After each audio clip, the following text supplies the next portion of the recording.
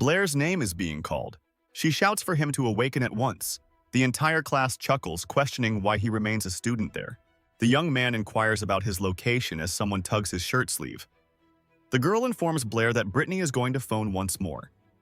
Turning around, he observes the splendid woman before him. With irritation, she questions if Blair has forgotten his whereabouts. The boy states this lady is his esteemed instructor. She tugs his ear.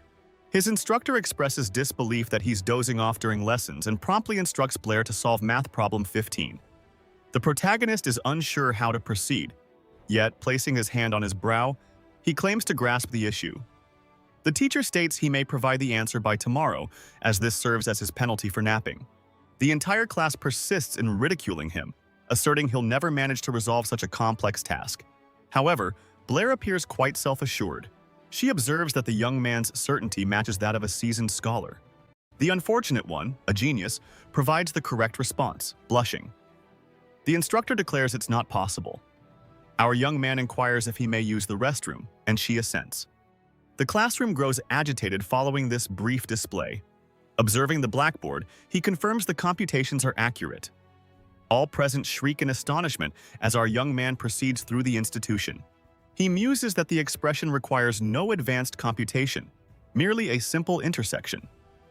Chen Lu is merely a typical educator with faith in mathematics. He toiled diligently for an extended period and is set to finally earn the designation of senior professional by next year.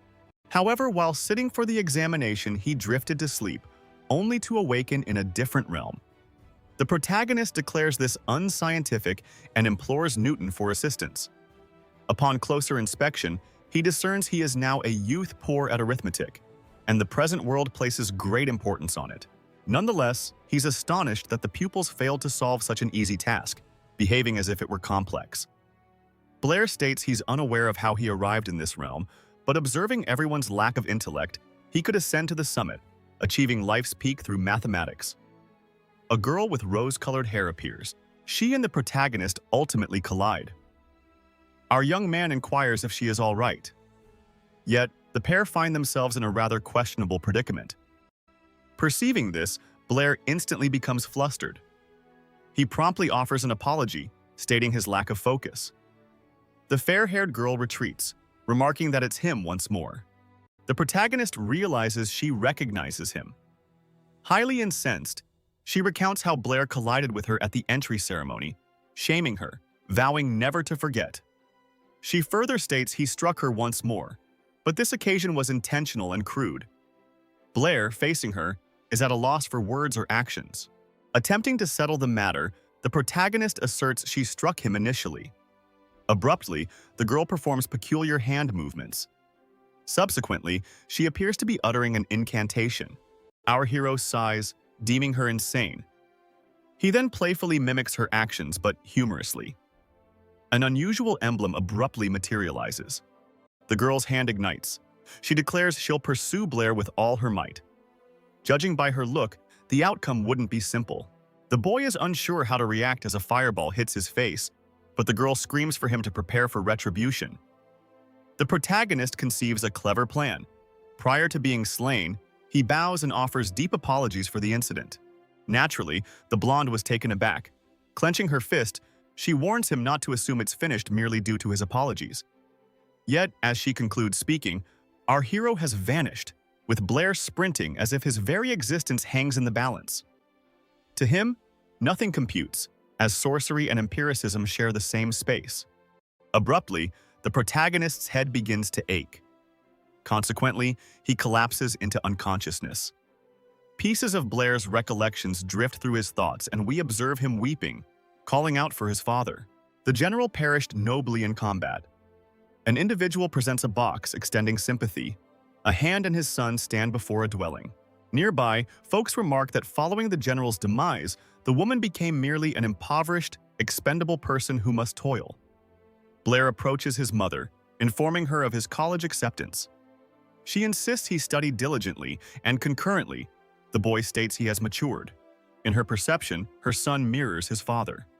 An elder urges Blair to hasten. Should he fail, he won't be permitted to rest there hereafter.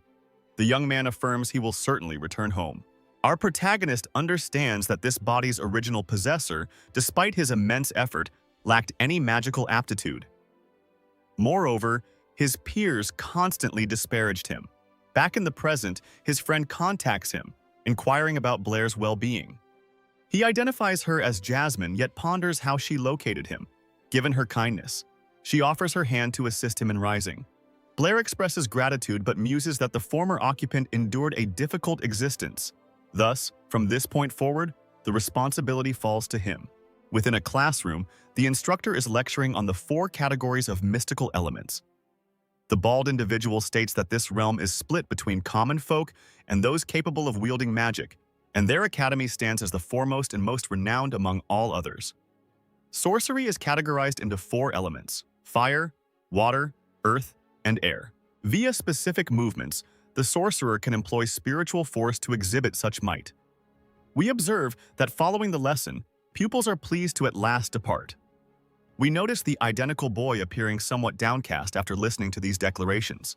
Prior to his departure, our young man summons his instructor. He inquires what beloved Blair desires. The protagonist questions the teacher whether an individual lacking aptitude can nonetheless employ magic.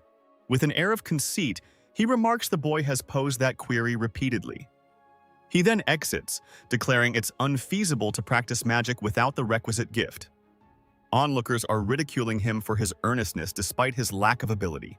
His companion appears and reassures Blair not to grieve if he fails to graduate, for if he cannot, he will labor on his father's property. In his recollections, the protagonist recalls this is Toby, Blair's sole and closest friend. The young man grins, having chased off the individuals who were harassing him. Toby announces his departure, and our young man bids him farewell. As Jasmine observes, the protagonist glances back, asking if she has anything to communicate. Being quite timid, the girl replies negatively. She then dashes away, stating that instructor Britney is summoning him to the office. Blair considers her peculiar, always lurking and observing him. Steldy remarks on the irony of possessing immense mathematical knowledge, yet no magical aptitude. Our boy attempts to cast a fireball spell, but as anticipated, it yields no result. His expression shows disappointment, but something with a reddish aura materializes. Intense fire spirals from his hand, encircling his arm. Subconsciously, Blair hadn't anticipated this. After all, such a feat is impossible without talent. Disregarding that, the protagonist begins to play with the fireball. It's not every day one finds themselves in another world. Our boy suggests that perhaps as a traveler, he's been enlightened. Yet, he quickly remembers his obligation to report to the great teacher Britney's office.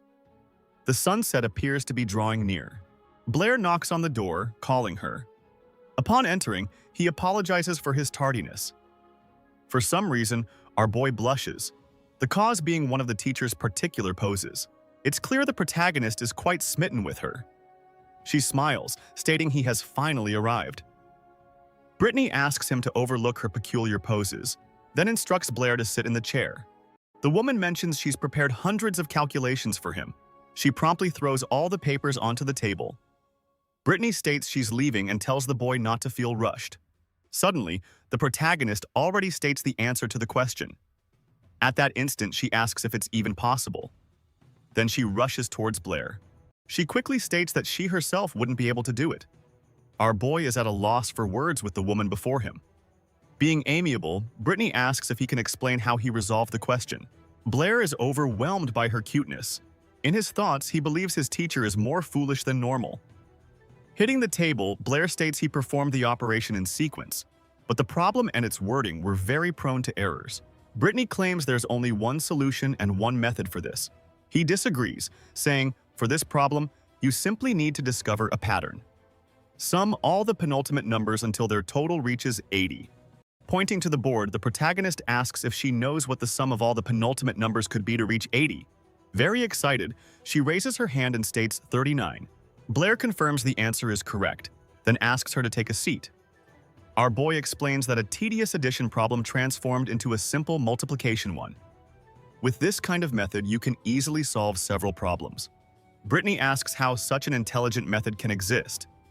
She then adds that this solution can be more broadly applied. If you sum all the numbers of a constant period, then the formula can be simply described. With various calculations, the teacher's mind drifts off. Our boy wakes her, asking if everyone in this world is so unintelligent.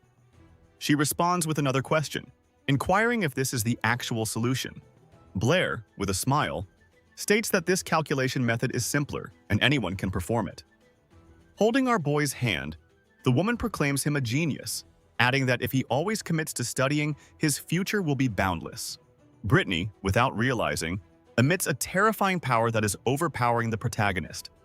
She takes a step back, apologizing for becoming overly excited. Britney then asks if Blair desires to become a great mathematician. He responds negatively, adding that his aspiration is to become a great magician. The teacher grows sad upon hearing this. Britney passionately states that he was granted divine intelligence and must not squander it. And to her knowledge, he possesses no aptitude for magic, because no matter how Blair perceives it, the solution to everything is… Our Sigma boy immediately shoves her away, declaring that he will absolutely become a magician. In his thoughts, Blair says that with a few advanced equations, he could easily be a great mathematician. However, those are merely concepts from a different realm. From his perspective, magic is considerably more appealing than any equation or square root. Britney asks if the protagonist is willing to make a wager with her. Within a few days, a magic examination will take place in the classroom, and this assessment will determine Blair's future at the academy. Our boy confirms he already knows. The woman states that if he genuinely wishes to be a magician, he must pass the test, adding that it will be like a game. Should Blair fail, she will take action to keep him at school, but he will be obligated to become a mathematician. Yet, if he succeeds, Britney will no longer press the issue and asks for the protagonist's opinion. In her mind, she believes this is a lost game for the boy lacking talent. Nonetheless, the protagonist agrees. As he departs, Blair comments that his teacher is exceedingly persistent. He recalls her earlier statement about not forgetting their agreement. Our boy stops dwelling on it and redirects his focus to studying magic. Turning his gaze, we see the fire girl, as if by destiny. The two then collide with each other. Before hitting the ground, Blair remarks that this sensation is familiar. When he looks and identifies her, he is utterly shocked. This time, the girl charges at him with intent to kill. She promptly recites the fire spell. A sphere of the invoked element materializes in her hand. But looking forward, the protagonist is no longer present, and he says that if he had stayed, he would have been incinerated. Britney asks why Isabel appears so discontented since her arrival. Immediately, the girl states she encountered a pervert at school, adding that next time, she will absolutely burn him alive. Isabel throws the papers onto the table, declaring she had already resolved the problems. She is pleased, as it only took her half an hour. Britney remarks that Isabel is almost quicker than her, but then states Blair completed it in just 1 minute. She is at a loss for words, thinking this is impossible, and asks who this boy could be. Her teacher explains he utilized an unprecedented solution. Britney then tells Isabel what the protagonist had taught. She states it is a highly intelligent method for solving it. Highly excited, she asks her teacher to introduce her to Blair. Britney observes the girl's great enthusiasm and then agrees to do so. Moments later, Isabel kicks open the classroom door, demanding to know who Blair is. Toby already senses his friend is in difficulty. Someone nudges him from beneath the table. This is our boy requesting him to remain silent. Toby informs her the protagonist has departed the room. Naturally, Isabel senses the situation. As she leaves, she asks that when he returns, he be told she wishes to speak with him. The protagonist's companion is somewhat anxious but confirms he will indeed inform him. The girl forcefully shuts the door and departs. Blair emerges from beneath the table. A profound quiet fills the room.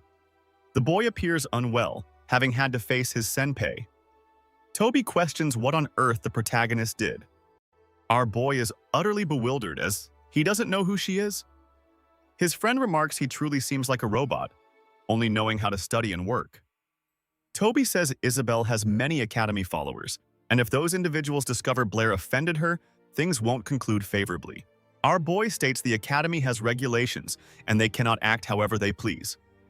Toby inquires if the boy knows the school's whereabouts. Blair, unsure how to respond, suggests a location like in the Sea of Apollo. His friend urges him not to be so foolish. Isabel's father is the Lord of Apollo City. Our boy then asks if there's still an opportunity to apologize. A voice from the background shouts about the protagonist having touched Isabel. The bully declares he won't do anything since Blair will be expelled after failing the exam. Toby notices that the individual wants to instigate a fight. The bully clarifies that merely possessing good grades allows one to stay in the academy, but to remain after graduation, magic knowledge is essential. Therefore, all second-year students must undertake a test, and if they fail, immediate expulsion follows. However, for typical students, this is straightforward, but this changes because Blair possesses no talent. In his thoughts, the protagonist comprehends why teacher Britney selected this test for the agreement. To gain attention, the bully slams the table. He asks if Blair didn't comprehend what he said, and adds that the boy is just an illegitimate orphan. Following this statement, Toby rises from his chair. He then inquires if the bully wishes to fight. Arrogantly, the bully replies it's none of his concern. Toby declares the protagonist is his friend, and it's his duty to safeguard him. The bully becomes enraged and says he'll remember this as he leaves. He states that next time, he'll settle this matter. In his thoughts, the protagonist muses this stout individual might not seem dependable, but in crucial moments is very loyal. Confidently, our boy asks if Isabel came to annoy him, would he act the same? Toby says if the girl asked him to strike the protagonist, he would do it instantly. These remarks leave Blair feeling forlorn. The examination day arrives, and the teacher clarifies that the magic everyone will employ is the fireball, adding that this is fundamental, so most should pass. In this assessment, besides reciting the spell, students must strike the target. The instructor asks the bully to commence. We then observe the individual reciting the spell. He promptly throws the fireball and strikes the target, passing with 8 points. The teacher then summons the next student. The bully spots our boy in the crowd, telling him to savor his last moments at the academy. Toby tells the bully to be quiet. The next individual up is the chubby guy. He recites the spell, just as the bully did. A small fireball emerges, and he struggles to keep it stable. Toby hurls it towards the objective. A tiny spark connects, and the teacher declares it valid. Naturally, the boy is pleased by this outcome. The instructor reviews the protagonist's file and already discerns his lack of magical aptitude. He sighs, remarking that Blair is a bit foolish. The teacher was on the verge of announcing everyone passed, but the bully interjects to speak. He states one person is still unaccounted for. Student Blair has not taken the assessment. Our boy remains silent. The teacher asks if Blair will attempt the test.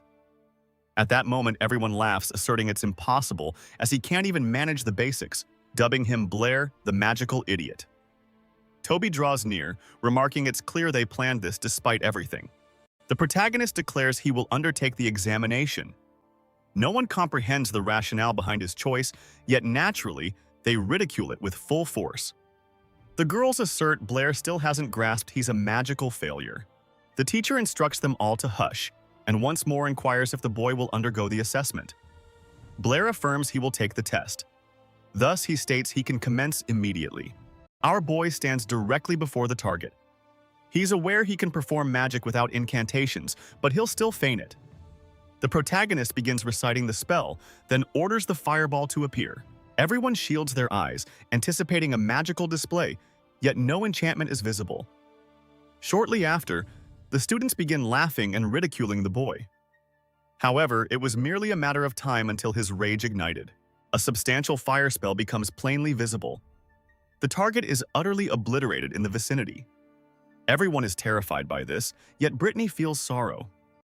Recognizing our boy's talent, we witness the ashes scattering over the grass. Then the teacher declares Blair passed the test. The bully claims that's unachievable. Toby is thrilled, stating he knew his friend was incredible. The teacher requests Blair accompany him. In her thoughts, Britney ponders how our boy accomplished that.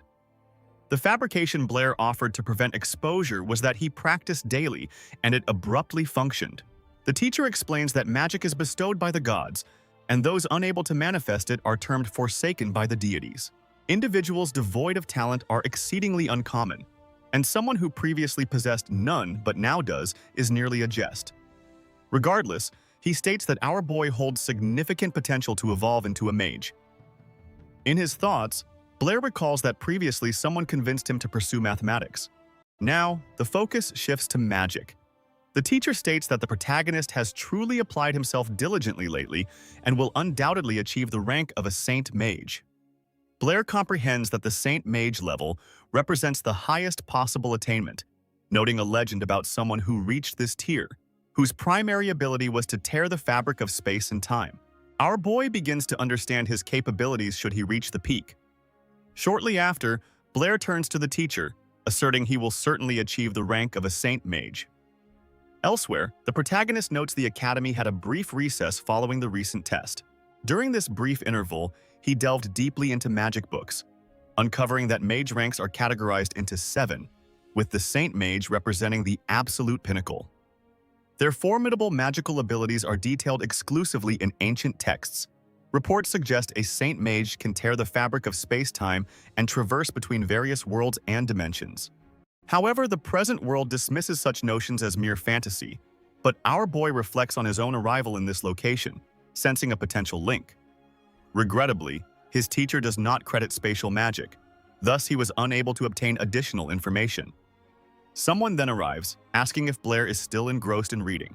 The protagonist identifies this individual as the administrator.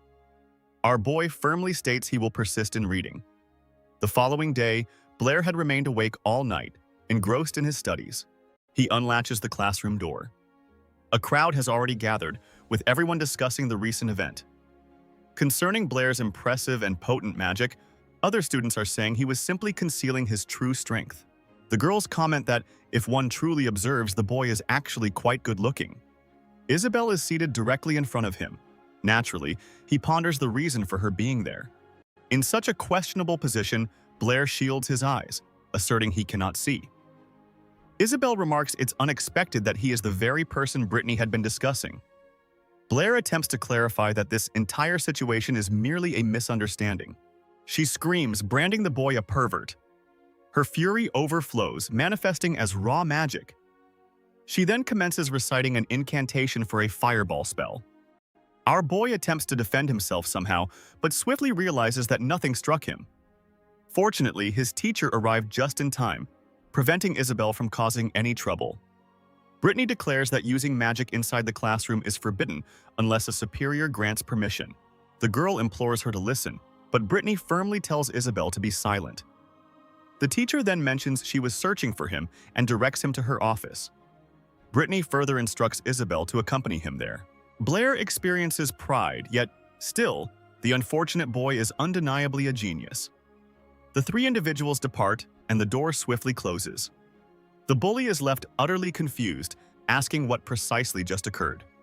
Within the teacher's office, Blair sincerely apologizes for his actions, clarifying that everything that transpired was a misunderstanding. Britney states the boy was negligent and asks Isabel not to be troubled. Still displaying arrogance, she accepts his apologies. With a hint of sadness, the teacher informs Blair that his magical power is beyond her grasp, and as promised, she will cease trying to persuade him. Yet, she asks how he achieved it and if he could possibly teach her. Our boy states it simply happened, then mentions he has a question concerning magic. Being astute, she states she will not compel him to respond, adding that the protagonist is welcome to ask anything. Blair then asks if one must employ gestures and recite an incantation to invoke magic. Isabel declares that question to be incredibly foolish, as even a child understands that. The protagonist then inquires if all mages possess identical abilities. Britney clarifies that regardless of their skill level, invoking magic requires both gestures and incantations. Only deities are exempt from this requirement. Isabel states that her teacher shouldn't have to respond to such a silly query so earnestly. Our boy observes that he is unique and perhaps capable of this due to not originating from this world. Britney further elaborates that this is basic knowledge, and for Blair to become a powerful mage, he needs to commit theoretical texts to memory. However, that wasn't the reason she summoned him to her office. His teacher holds a document, and our boy is perplexed, unfamiliar with its nature. Isabel explains it's a journal featuring the kingdom's most significant academic contributions. Abruptly, the girl is surprised by something she notices.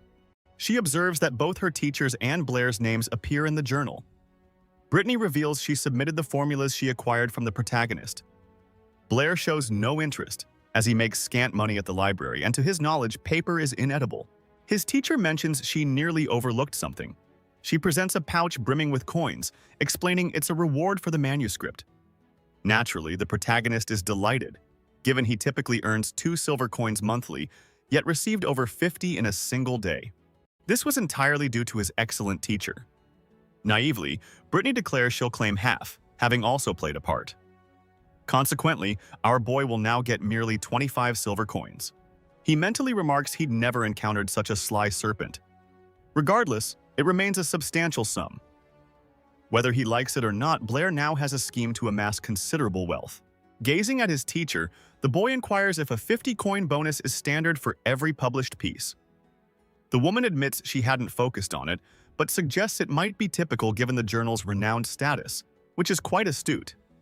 Blair mentions he's had a promising idea recently, elaborating that he considered resolving a formula through a unified approach. Britney perceives another astonishing event unfolding before her, suggesting it could be the enigma of Ross. Our boy is unfamiliar with this individual, and his teacher clarifies it's a mathematical challenge presented by the esteemed mathematician Ross. She performs the calculations, quickly stating that the problem involves Ross possessing 7 cats, 7 wives, and 7 bags. Blair states the answer is straightforward, but for simplification, one merely needs to apply the unified formula. Upon hearing this, Britney is pleased that the significant mathematical puzzle can be resolved with ease. He mentally notes he still holds a few initial concepts. His teacher calls upon him to assist in solving the complex problem. Time quickly passes as the two are immersed in their studies. Isabel eventually falls asleep, but a sudden noise awakens her. She awakens to her teacher exclaiming that this is truly astonishing. Britney asserts the protagonist possesses a remarkable aptitude for mathematics. Isabel approaches, admitting she hadn't realized the boy's full potential, and questions if these ideas originated solely from him. He turns serious, inquiring if she genuinely desires to know. Blushing, she insists Blair must stop fabricating stories. The protagonist explains he simply dedicates extensive hours to mathematics while others are asleep. The girl becomes flustered, questioning his remarks. On a different day, Isabel finds herself contemplating Blair. Before her, she observes him behaving in a peculiar manner. This is the second-year structure, and the protagonist is a first-year student, prompting her to ponder if he intends to bother the upperclassmen. This time, she resolves to trail him to discover Blair's activities. Yet, upon observation, our boy had already vanished. The protagonist stands before a massive wall. Toby had previously discussed this very wall, located in the second and third year structure. After performing several flips, Blair acknowledges his teacher's correctness. His teacher suggested the protagonist seek a high-level mage in the city for instruction. Beyond the academy's gates, our boy discovers everything captivating, as the city teems with all sorts of individuals. As he strolls, our boy remarks on the great prosperity of this location. Before him stands the Magic Association. Evidently, this edifice is both immense and stately. He pulls a mask from his pocket and places it over his face, stating it's wiser to conceal his identity. Upon entering, the area appears somewhat congested. Up close, he sees the receptionist is his friend, yet she fails to recognize him due to the mask. She inquires if the protagonist wishes to engage a magic consultant. Blair affirms, mentally noting that the girl must be employed part-time. Jasmine then informs him that consultant charges vary from 15 gold coins down to 2. Upon hearing this, he finds it intolerable, as the sum is preposterous, with 100 silver coins equaling 1 gold coin. He apologizes for the trouble, but she pursues him. Jasmine explains that if funds are an issue, Blair can obtain a library loan card. Upon hearing this, our boy is taken aback. The girl then mentions the institution possesses an extensive library. While it might not match an instructor's quality, it's certainly preferable to having no resources. Blair agrees to acquire the card, and then Jasmine requests his credentials. Naturally, this startles him, as he previously didn't even know his own name, let alone the location of vital documents. The girl states she assumed he was already a mage, but he still has the choice to borrow a credential or pursue certification, which is simpler, requiring only casting a spell of the element matching the certifying mage. Blair inquires if he can obtain the certification at this location. She confirms he can, but advises against attempting it today, as the current certifier is exceptionally stringent. Disregarding all advice, the protagonist declares he will proceed today. Two men emerge, and Jasmine announces Blair's desire for the certificate. They take their seats, and the bald man interrogates Blair about his mask. Concealing the truth, our boy fabricates a name and claims he was practicing the fireball spell, resulting in a burned face. The old man remarks that self-inflicted burns from a basic spell are quite unusual. The bald man, with arrogance, declares Blair will only achieve junior mage status in his subsequent existence. Jasmine requests everyone proceed to the testing area, but the man declines, stating it's unnecessary, and instructs Blair to assault him with his fire magic. This frightens the boy as he hadn't anticipated such a turn, knowing the attack's potency. Directly, the old man questions if Blair believes his small fireball can harm Andra. The protagonist attempts not to push the matter, given the request. Around him, fire magic begins to permeate the chamber. Observing this, Andre comments to the old man that this year, there are no respectable individuals. However, the spell is far from complete as the protagonist persists in accumulating all his mana. Everyone comprehends that this situation will become exceedingly perilous. Yet, the bald man had commanded Blair to attack him, and our boy meticulously complies. The colossal sphere, resembling the sun, hurtles towards Andra. His sole response is to anticipate the dreadful stillness of impending demise. An explosion erupts, and a blinding shaft of light incapacitates those nearby. Following the assault, smoke billows, and Jasmine, unsure what to do, coughs. As the smoke clears before her, we spot the old man. Upon perceiving the approaching threat, he erected a barrier that successfully endured the fireball, thereby preventing Ander from becoming charred. Helpless, he stays unresponsive on the ground. His dread-filled expression serves as a symbol of despair. Jasmine is stunned by the devastating might, while our boy expresses regret, explaining he believed them prepared, thus opting for slightly greater intensity. Following this, Jasmine presents him with the certification and the library card. The protagonist is thrilled, as he can at last pursue his studies. Eagerly, the girl states she has witnessed nothing comparable and adds she is confident Blair will become a formidable mage in the future. He expresses gratitude, and she replies she will await him for their next encounter. Yet, Jasmine observes something peculiar. How did the boy know her name? Within the library, Blair hadn't anticipated such a crowd. Perusing diverse volumes, he remarks this is peculiar. Just as the girl mentioned, the books here are more extensive and profound, particularly the section on magical spiritual power. It is clarified to us that spiritual power determines a mage's magic potency, in addition to their elemental connection. Advanced practitioners possess a vast superiority over less powerful individuals. Nevertheless, the concept of the four elements outlined in the books is a preposterous assertion, considering this world's limited understanding of mathematics. It is held that the four elements are foundational to not just magic, but the whole cosmos. Every other element stems from these four core ones. It's analogous to the principle of primary colors. Delving further into the topic, Blair observes various discrepancies, such as the presence of sorcery in this world lacking a scientific basis. The protagonist conceives a brilliant idea concerning inter-elemental connections. He suddenly rises from the chair he was occupying. With a broad grin, he declares that should all proceed smoothly, he can forge a novel spell. He then seizes the library card. Highly enthusiastic, he rushes forth proclaiming a significant breakthrough and will head back to the academy to experiment to verify its efficacy. In the distance, one observes Jasmine, the old man, and Andra, enjoying a splendid coffee. True to form, the bald man persists in disparaging Blair, yet concedes the fireball's might is boundless. Caressing his chin, the old man remarks it was peculiar, as he lacked command of the protagonist's magic. It felt utterly alien to this realm. Undoubtedly, there's an aspect of this youth that will remain beyond their comprehension. As night descends, the protagonist is scaling the academy wall. His jumps are effortless and swift. He alights on the turf after clearing the barrier. He states that with no one present, he will immediately put his hypothesis to the test. Serenely and gently, our boy shuts his gaze. He inhales deeply to perceive the ambient energy. Simultaneously, he senses an approaching presence. He perceives that he can truly command the whole current. The boy declares he will now attempt to detect the next most prevalent component in the atmosphere, collecting power in the palm of his hand. It is O2. Upon examination, the protagonist is unable to confirm its purity. Focusing with utmost intensity, he achieves something remarkable. Combining the might of flame with oxygen, he realizes this is absolutely genuine. Yet, the spark he was kindling abruptly extinguishes, leading to significant dismay. Nevertheless, with resolute eyes, our boy endeavors again to command both elements as one. Flashes of lightning and strong gusts overwhelm everything as the hero stands within the fiery, oxygenated maelstrom.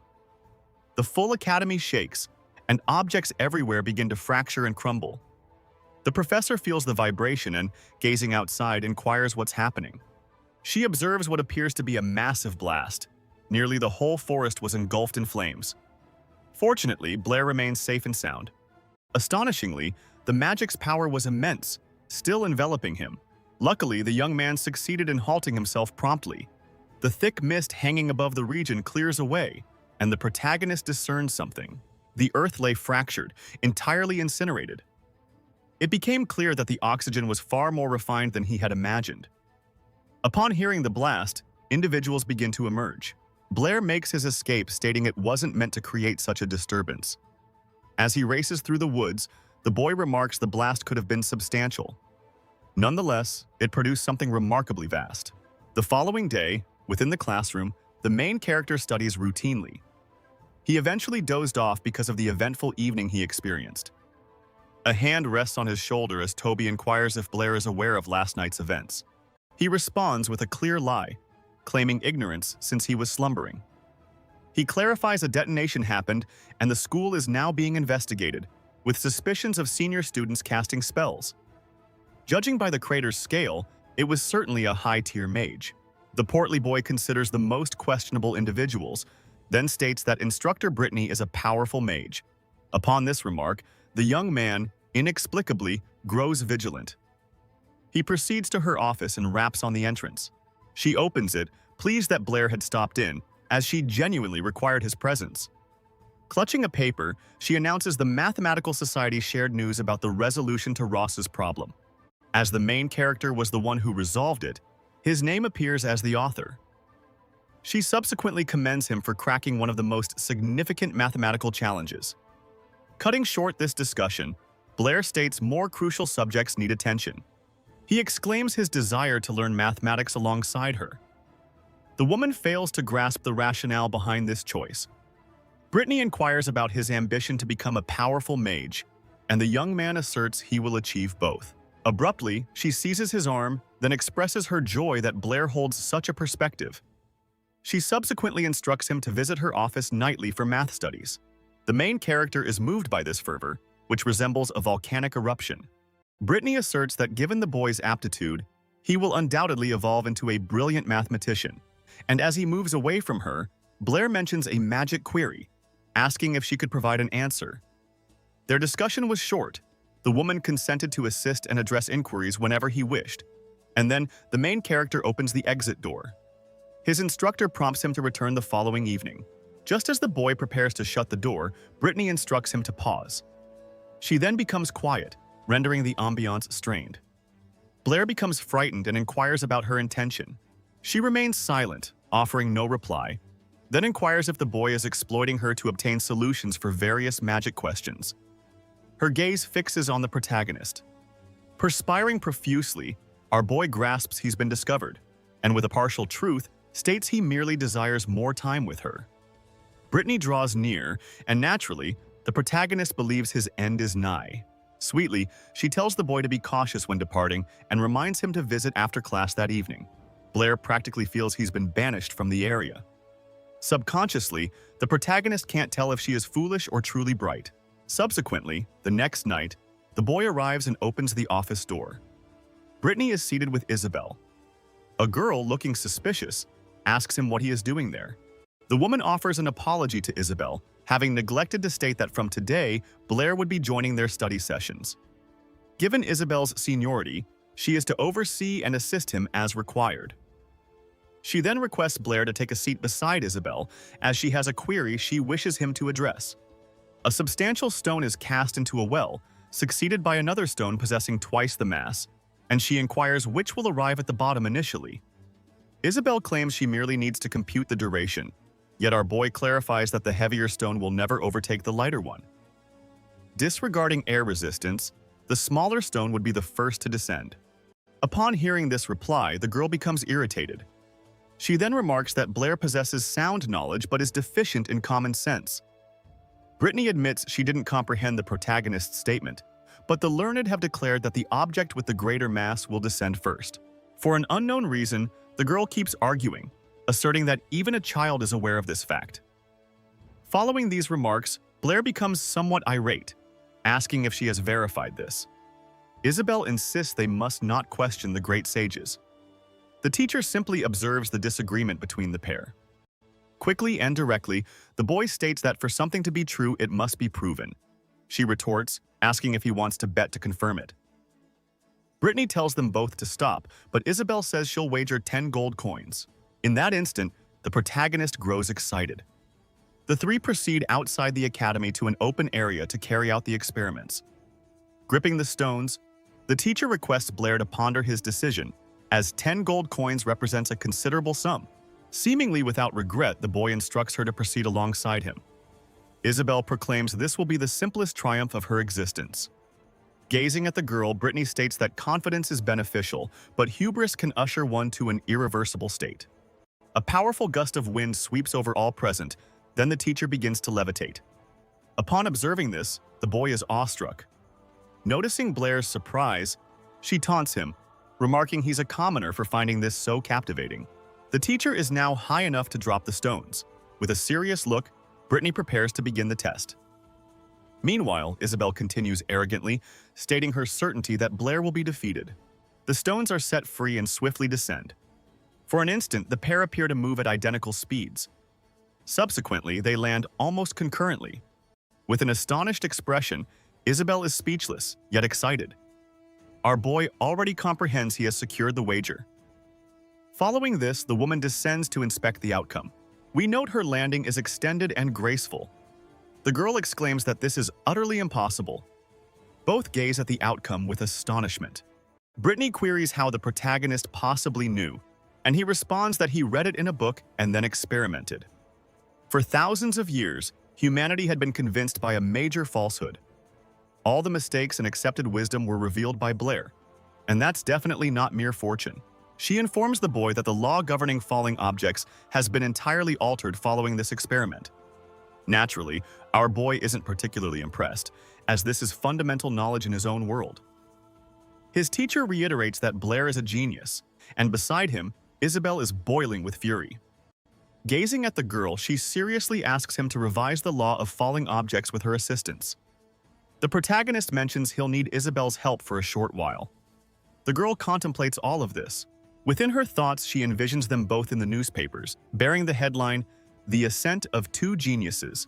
Unquestionably, this would be a major disruption to the field, and her prestige would increase, typical of tsundere. She frowns, but soon agrees.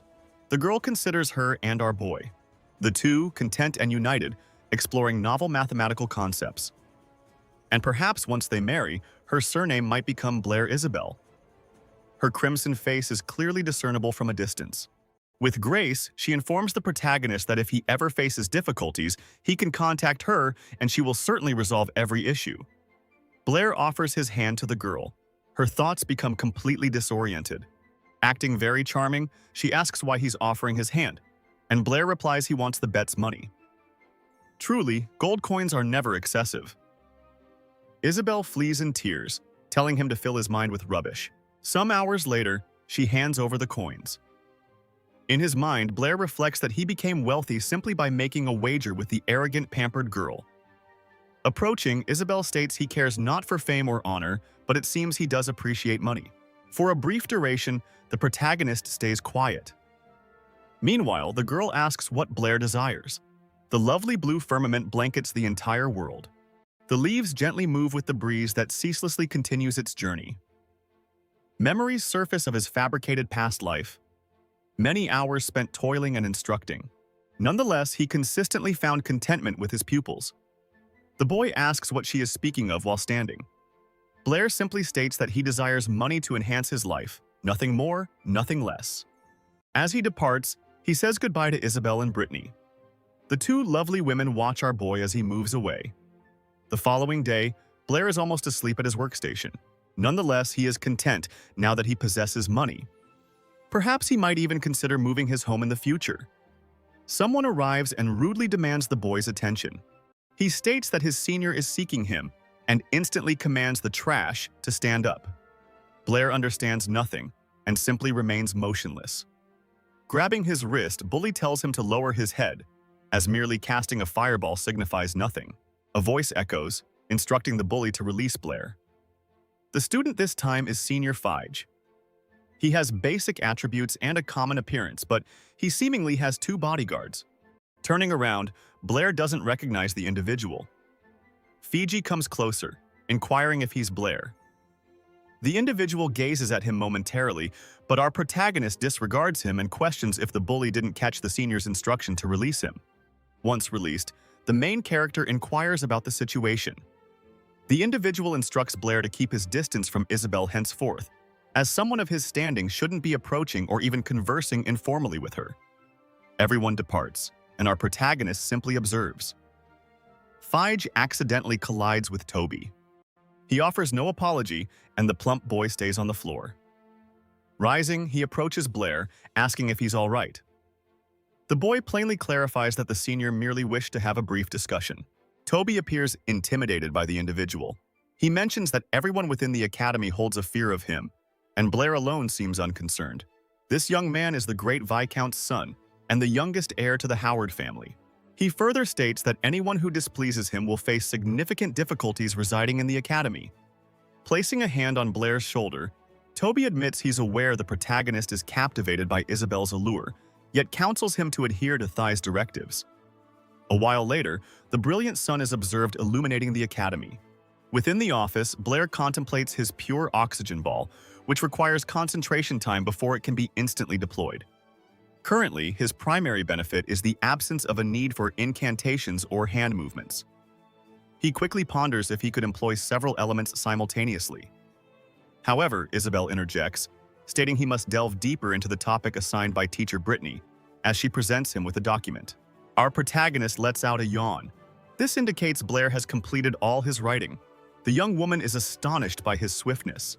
With great composure, the protagonist states he merely needs to employ diverse methods for each computation, essentially discovering the most inventive solution attainable. Isabel attends to every particular, aiming to gain further insight. The boy then rises, posing a question to her. How many fireballs is she capable of conjuring simultaneously? The girl replies, a maximum of 9, judging by Blair's expression. This is utterly preposterous. Jokingly, Isabel mentions she's aware he can only cast a single one at once. In response, the protagonist states he discovered no information in the books regarding conjuring multiple magical spells. The young woman clarifies that the texts offer fundamental theories, not particular magical techniques, and further notes she only mastered launching several simultaneously because her father employed an expert. However, if an individual is prepared to address her as Big Sister, perhaps she could instruct them. Blair, without a moment's pause, refers to her as Big Sister. The swiftness of his reply caught even Isabel by surprise. She then labels him a brazen pervert. Rising from her seat, she requests Blair to accompany her, as she intends to demonstrate the method. Beyond the academy, the pair arrive at a modest field. Isabel performs the multi-spell incantation. Altogether, merely 9 manifest. Upon witnessing this, the boy is astonished by such proficiency, in addition to the capability of maintaining their stability. The girl explains that numerous mages believe they only need to confine a magical essence to a single location. However, in reality, one can conjure and control them as desired, contingent on one's aptitude and practice. By focusing, one can project them toward a solitary target simultaneously. Blair inquires if managing them all in distinct manners is feasible, and Isabel clarifies that it would resemble sketching a circle with one's right hand while simultaneously drawing a square with the left. The pair share joyful laughter as their discussion progresses. Concurrently, the stalker believes they are a couple. Enraged, he shatters the wall with a clench of his hand. This is Figi, furious because the main character disregarded his warning.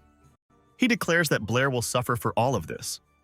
A while afterward, the young man practices following Isabel's advice, splitting his consciousness into 9 separate segments. She advises him to do it little by little, not simultaneously, but it's acceptable if Blair struggles, as she needed more than half a year. The orb in his grasp glows, emitting numerous flashes. Abruptly, many fiery orbs appear. She then yells, questioning how Blair accomplished that with his hand uplifted. The young man states he achieved it by her technique. Unaccountably, Isabel grumbles, yet the main character is bewildered. He asserts he merely adhered to what the girl said.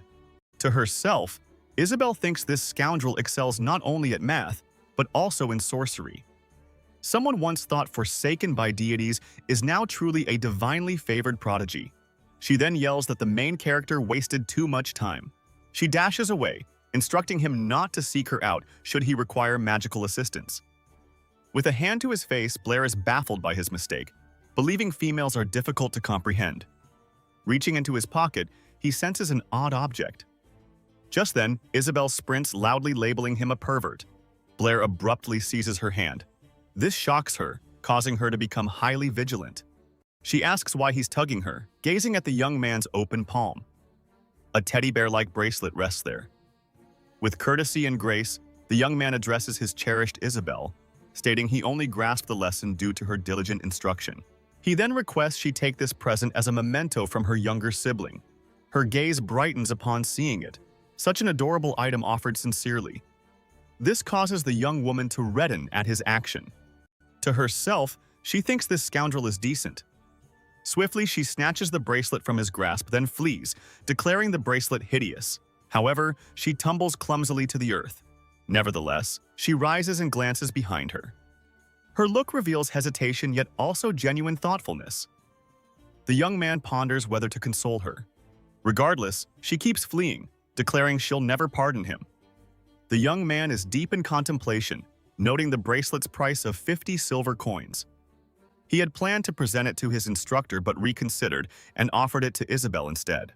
Abruptly, Blair observes something amiss. The individuals in question are Phi's henchmen. Bully recalls that the senior had warned him about getting too close to the girl.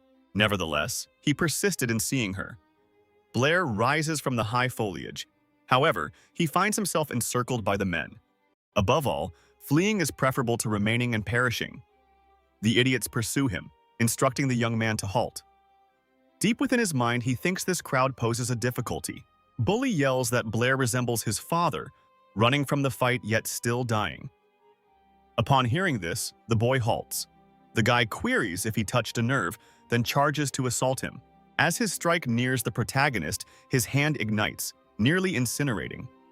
Holding multiple fireballs, the boy gazes at everyone. Bully is badly hurt due to Blair. Blair states his father was a man who gave his life for this country.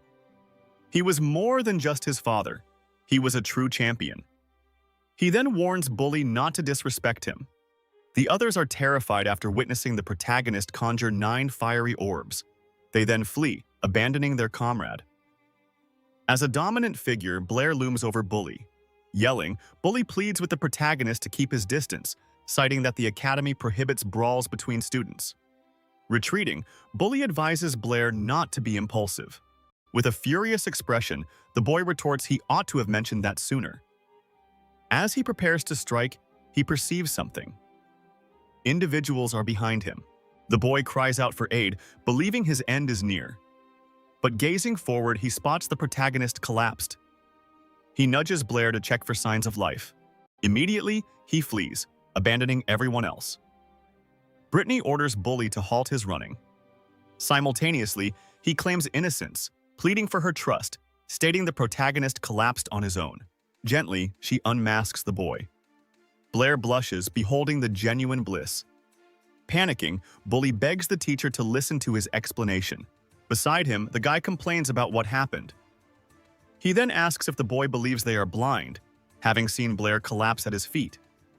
She then instructs Bully to report to her office. The guy expresses regret to Vice President Calvin for him witnessing this, but Calvin seems indifferent. Still, he insists that something of this level must not recur. On her lap, Brady observes that Blair's heart has ceased beating. Subsequently, his soul attempted to depart his body but was drawn back. His teacher inquires if the boy is all right. She then embraces him, expressing her deep concern. A voice captures their focus, stating a thorough explanation is required, but a task must be completed first. Britney stands, introducing the two, both from the Mathematical Society. Our boy, with great politeness, bows and greets President Dean and Vice Calvin. Deaton declares the protagonist a genius for aiding Britney with the Ross mystery. His teacher interjects, clarifying that Blair solely completed the mathematical problem and its solution. She merely assisted in documenting it. The men inquire about the truth, stating that if she asserts this, she will earn numerous accolades, and the society will provide boundless financial support. He notes this would also benefit the Academy. Britney questions Blair's fate, while Dean's size is mentioned upon hearing this. He remarks the boy is quite young, making it difficult to credit him with solving the Ross mystery. Blair grasps her hand, signaling for her to agree. Nevertheless, Britney remains hesitant. Dean grants them a period to consider the proposal. The teacher agrees to the allotted time, and the pair exits. The sun sets, no longer lighting the vicinity. They both proceed along the hallway in utter quiet. His teacher states that unraveling the Ross mystery doesn't aid progress, yet it holds great historical importance. This distinction is the protagonist's, and he must not allow anyone else to claim it. The boy's face appears melancholic. He then states it doesn't belong to him. Moreover, she isn't too old to accept something so grand. Upon hearing this praise, the woman's expression brightens. The boy then understands he misspoke once more. All the students are observing the board, displaying various publications. The girl mentions that Blair, with Miss Britney, has again published a new piece concerning the Ross mystery, which no scholar had deciphered for years. But naturally, it was teacher Britney who did it, as Blair is insignificant. Ignoring all opinions, the protagonist only considers what he sent his teacher. Nonetheless, he sighs, unable to do anything else. Blair hears shouts from an adult man. Someone is calling him trash, saying he only knows how to fight. It's Bully's father, complaining he didn't send him to school for brawling. He then loses his composure, declaring that since he enjoys fighting, he will conclude it right then and there. The blows land, undoubtedly causing pain. Immediately afterward, the man apologizes for his son and pleads for him not to be expelled. Dean states that Bully's conduct is far from ideal. His father collapses to the floor, pleading for his son's non-expulsion. Bully requests his father to cease such self-humiliation. Our boy then arrives, addressing the president. The man acknowledges him, and Blair offers his greeting as well. He then inquires about the issue upon noticing the protagonist. Bully becomes enraged, clenching his jaw. Dean declares the Academy intends to expel him due to violence and rule infractions. Someone gently touches the boy's arm. Kneeling, he too implores the protagonist, adding that once they return home, he will discipline him. Should he be expelled, Bully's existence would be ruined. With a compassionate heart, our boy lets out a sigh. He then informs the president that despite having minor disagreements with Bully, he requests that he not face such harsh punishment. Silence falls upon everyone. Gazing at Bully's father, Dean states that, owing to the protagonist, the expulsion ruling will be temporarily revoked. However, should the boy repeat such an action, there will be no further opportunity. The man grasps his son's head and then asserts this will not recur. Bully expresses gratitude to Dean. He extends his thanks to Blair as well. His father departs for home. Then the president requests them to proceed to the classroom. Our boy heads there and opens the entrance. Prior to that, Bully challenges Blair's choice. He remains motionless, uttering nothing. In a grave tone, Blair instructs the boy not to behave towards his father in such a manner. Once more, Bully expresses his gratitude. He proceeds, mentioning something concerning the boy from before. This is because Feige will not allow the protagonist to escape so readily. After all, his uncle serves as the Academy's vice president. Later, Blair, weary from the day, still has work ahead. His employer is expecting him. Our boy can't comprehend the delay. He questions if Blair had recently upset anyone. Naturally, this troubles him, and he asks if anything is amiss. Putting that aside, the old man dismisses the protagonist, adding he can't reside there anymore, as it's the vice president's command. After this event, his teacher mentioned taking Blair and Isabel on an exchange journey. She then asks if the boy will be occupied tomorrow. Blair apologizes, explaining he'll need to find lodging since he was expelled from the library. Britney, in a subtle way, offers her home, as she has a spare room and lives alone. After considering it, the protagonist has visions of improper things, but states it's not very practical. Like a responsible adult, she notes a significant benefit. He can ask math questions whenever. Then, feeling a little awkward, Blair accepts the offer. Isabel arrives and promptly questions Blair's presence. Britney clarifies everything, also mentioning the boy will reside with her. This angers Isabel, as she still considers the protagonist a pervert. But her teacher reprimands her, stating Blair isn't that type, and Isabel says she's simply concerned. Meanwhile, our boy feels dejected, as he's earning a reputation as a pervert. The two share a few jokes, and Britney tells Isabel to prepare for the exchange meeting. Looking back, she asks Blair to wear formal clothes since the exchange will be at a seminar. Our boy asks if he can attend in his magical worker's uniform. Waving goodbye, she replies that if he owns one, he may wear it. That night at the mansion, where the exchange meeting is set, the three admire the stunning view. Everyone arrived in their finest attire, and Blair aimed not to be outdone. Britney introduces the mansion as owned by the Howard family, the permanent exchange residents. Even across all kingdoms, this family is revered for their mathematical skill and knowledge. Noticing the crowd and the surrounding people, he links the Howards to the Fee House. Vice President Calvin is conversing with the guests. Our beloved great teacher then catches his eye. He greets the three. Blair offers a hello. Meanwhile, Isabel asks how long the boy has been acquainted with the vice president. The man mentions he was speaking with important people and asks if Britney would care to meet them. At that moment, she tells the two to go on ahead. Both enter the mansion, where various delicious foods are laid out. Without hesitation, the boy attacks the first dish. He then stuffs himself and Isabel yells, asking if he's a pig. She complains the teacher hadn't called them to eat, then pulls Blair away. Gazing at the wall, the protagonist spots something, a giant painting with an unusual drawing at its center.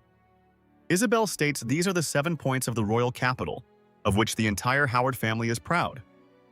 Our boy asks what these 7 points represent. The guy shows up, shaming Blair for his lack of knowledge, and adds he'll argue with the guards for admitting someone so low level, and the girl tells Fiji to mind his language. Even so, the guy persists, saying the boy doesn't even merit eating the food there. Isabel takes the protagonist's hand and asks him to disregard the insults. Naturally, the scoundrel becomes enraged witnessing this display. He believes the girl belongs solely to him, and no one should grasp her hand to provoke Blair. He questions if he intends to cower behind a female, advancing toward the man. The young man inquires of Fige regarding the capital's 7 points. She attempts to prevent Blair from making a mistake. The protagonist, with a solemn expression, displays keen interest in the capital's 7 points.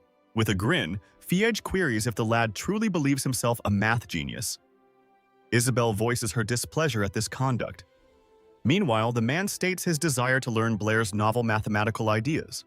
He then exclaims loudly, notifying all present that the main character intends to resolve the capital's 7 points. The young woman finds this unbelievable and is at a loss. Every noble holds the conviction that Britney resolved the Ross enigma and that the protagonist compelled her to credit him. His instructor is also there, observing the disturbance. Fige urges Blair not to let down the nobility. Abruptly, a hand seizes the boys. It's Britney, yet the main character is puzzled by her presence. She inquires about the cause of the dispute, given that the Howard family holds the most power in Apollo City.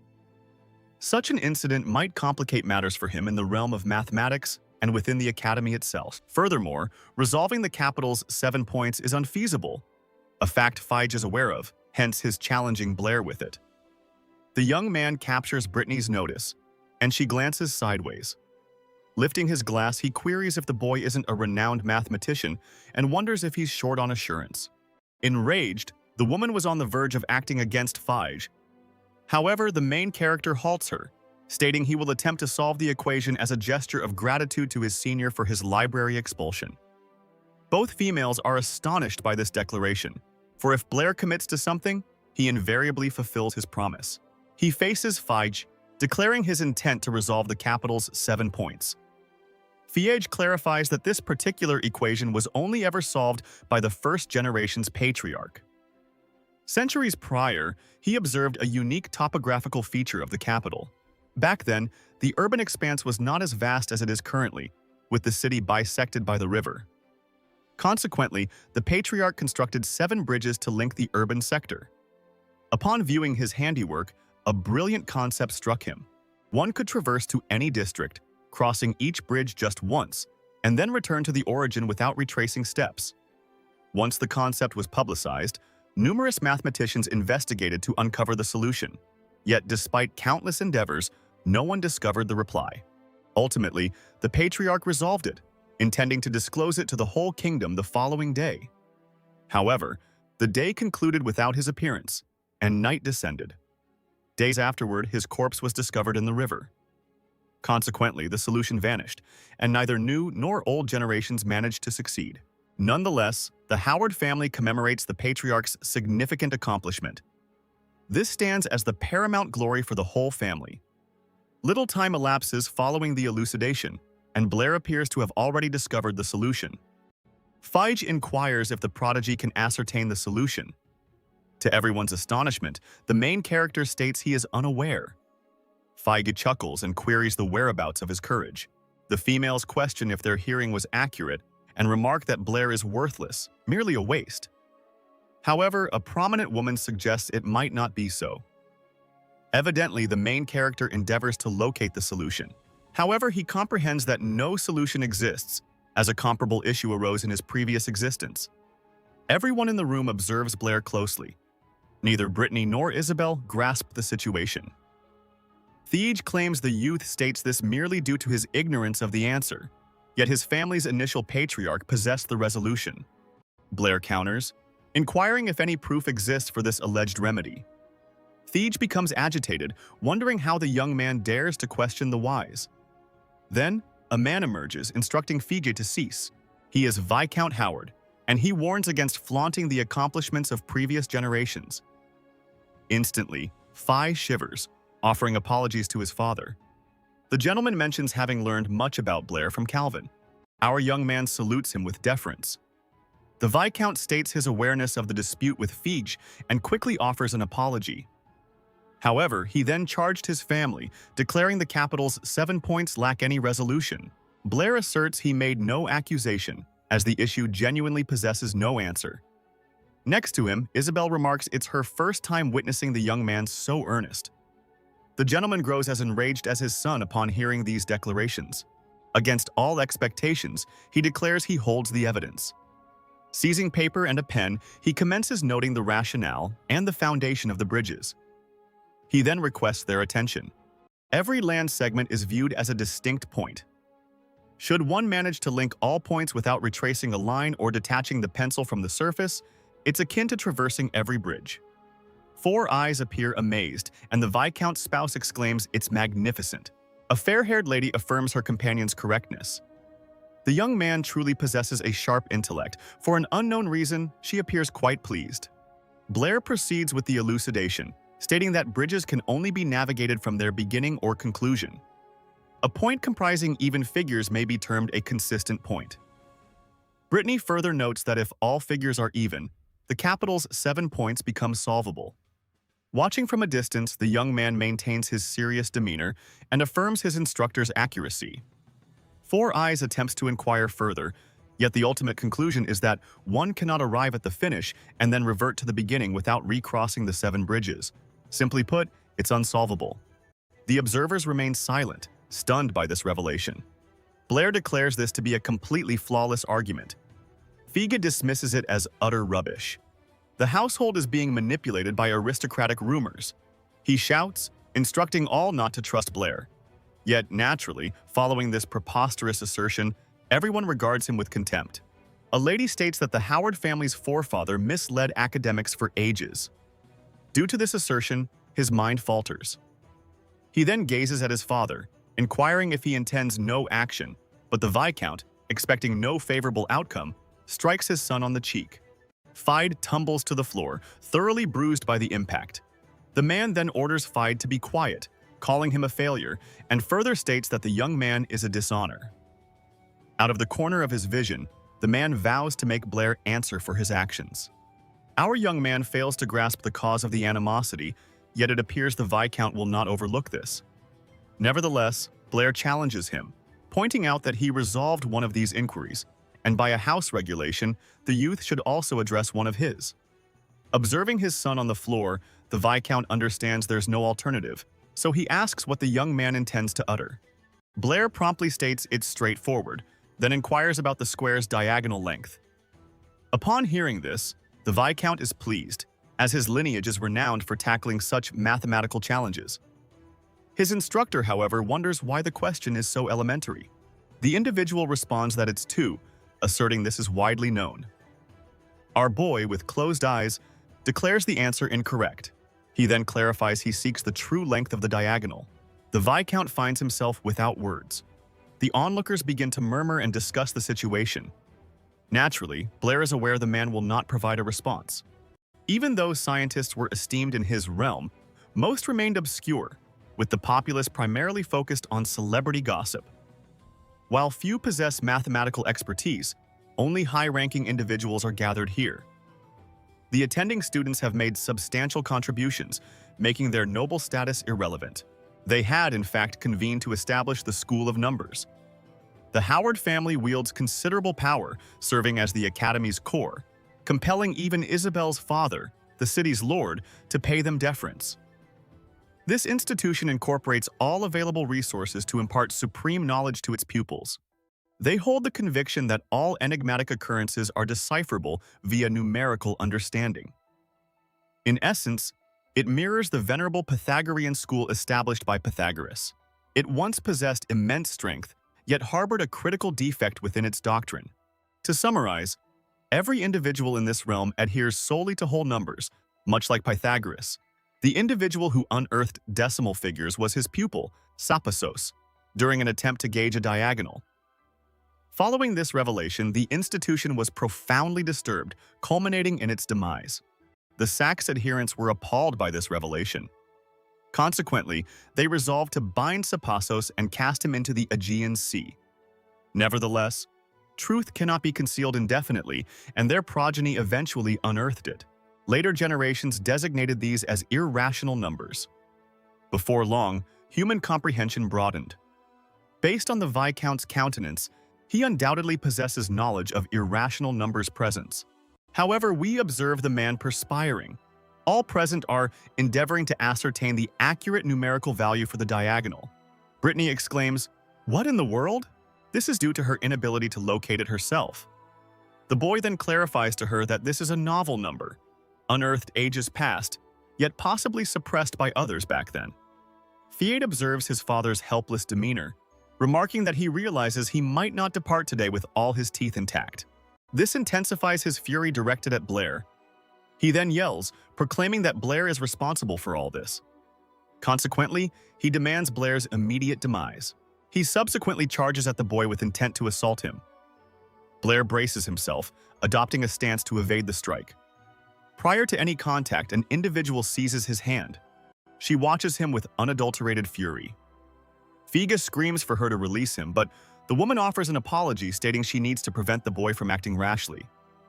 Despite this, the boy attempts to wrench his arm free, only to discover her immense strength. From behind him, his father roars in anger.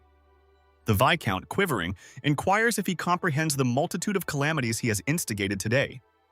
The boy stays quiet, yet persists in gazing intently at Blair. The man quickly draws everyone's attention. He then expresses deep regret for this awful event and promises to thoroughly discipline his son from now on. Also, regarding Blair's question, he will send the answer within a few days. He expresses gratitude for their guidance and departs, advising Blair to enjoy himself at the mansion this evening. In his thoughts, the boy recognizes it will be challenging to uncover the answer, but he trusts the Howards. The Viscount departs, dissatisfied with everything, having been humiliated by a child. Blair thanks the lady who aided him. The woman asks if he's forgotten her, then Isabel materializes, striking our boy. She then questions how he could possibly flirt with another individual besides herself, and naturally, Blair grasps none of her words. The woman offers a relaxed smile. She then states she was merely jesting, but finds the girl's flirting quite admirable. She adds that the connection between the two is so profound, it's truly enviable. Isabel attempts to retort to Alice, but ends up fumbling her speech. Then she inquires about the reason for her attendance. Alice responds that she has consistently participated in meetings of this kind, but it's the first time she's observed Isabel here. Britney states that Alice's family is well known in the city of Yapo, and she consistently attends exchange gatherings as a representative. Extending her hand, a woman reintroduces herself to Blair. They both greet one another and exchange jests. Alice leans in slightly to observe the boy intently. She then alluringly asks if she might discuss mathematical queries alone with him in the future. Blair swiftly declines after hearing her question. With a stern and bewildered expression, he reiterates his rejection with greater respect. He explains that she should discuss such problems with Miss Britney, as he claims his ideas are inspired by her. Alice chuckles briefly and calls him unpredictable. She then proceeds to bid farewell, telling him they should have a proper conversation when he's alone next time. As she departs, Isabella begins to pout, infuriated by Alice's attempt to entice Blair, while Britney simply waves her goodbye. Isabella also scolds Blair for almost being swayed and accuses him of wanting to follow her. He defends himself by stating there's no reason for him to follow her. She nags him, claiming he's just like every boy who gets excited when pretty girls approach. Blair rebuts, smoothly asking if Alice is as beautiful as she is. She blushes at his question and also asks him if he believes Alice is prettier. He bluntly replies that he finds Isabella prettier, which leaves her flustered and unable to respond. Blair thinks to himself that she is being too persistent, and that his answer was truthful since they were discussing the face and not the body. While Isabella is elated by their exchange, a person suddenly approaches and greets them. The man is Vice President Calvin, so Britney asks why he arrived. Calvin states that the three of them are the talk of the party, so he had to come to see what the commotion was all about. Blair tells him that he is overstating things and that he was simply helping to solve the problem that was presented, then asks questions afterward. The vice president informs him that the problems he solved and the questions he raised were not simple at all. Solving the 7 bridges of the royal capital has been the greatest honor of the Howard family, but his argument today could lead to their downfall. And the number he mentioned could also cause the number school to fall since it directly goes against their foundations, which would shake the entire mathematics community. He then sharply focuses his gaze on him and asks who he truly is, since there must be a reason that such talent was only recently revealed. His suspicions grow, and he also inquires about his purpose, which takes them aback. But Blair simply brushes his questions aside and tells him that it was Senior Fiegi who took the initiative to ask the question, and he simply had an idea, so he helped him answer it. Adding that the number he inquired about was only due to curiosity, and that the Viscount already told them that he could find the number. Calvin thinks deeply and decides to believe Blair's statements, then assures him that the Mathematical Society is always on the side of the truth. Just as Blair felt relieved to have dodged his questions, the vice president issued a caution. He forebodingly stated that Blair ought to be wary of the Howards, as they were quite problematic to handle. The scene then shifted to the Viscount, calmly seated on a sofa, while Fiege shivered on the floor, appearing to have been beaten. Gasping for air, his body was covered in bruises. A sinister figure informed the Viscount that all preparations were complete, and they could proceed with the scheme at any moment. The Viscount instructed the man to hold off until Blair departed the manor, then stage his demise as an accident, just as they had done previously. The sinister figure bowed, complying with his commands. But unexpectedly, a voice addressed the Viscount referring to him as father, and declared he was plotting another murder. Unseen by them, a mysterious man dressed in white stood behind them, unnoticed. The Viscount turned and identified the man as his son, Abel. He then questioned his continued existence after all this time, but Abel remained silent. The assassin claimed his survival was impossible, having made certain he was dead, though Abel disregarded him, informing the Viscount it was normal he hadn't anticipated his being alive. As he knew his father had issued the command back then, just as he was doing presently, the Viscount erupted in fury, accusing him of conspiring with Blair, but Abel merely reproached him for his ongoing cruelty towards his own kin, even to this day. His father produced a flintlock pistol, menacing to shoot him unless he revealed his true objective, while Fiage slowly regained awareness. Abel at last spoke, declaring that the Viscount constantly poses so many questions he's unsure where to begin. He rose, stating he would clarify that the young man named Blair has no ties to him whatsoever, yet he presented a prime chance to ultimately return to the family. His purpose in returning, however, was to fundamentally transform the entire Howard family from the ground up. The Viscount, perplexed by his objectives, inquired if he truly intended to alter the family. Abel affirmed his query, then asked about the family's present foundational principles. His father claimed it was honor, which his son sternly refuted, asserting his words were nothing but lies.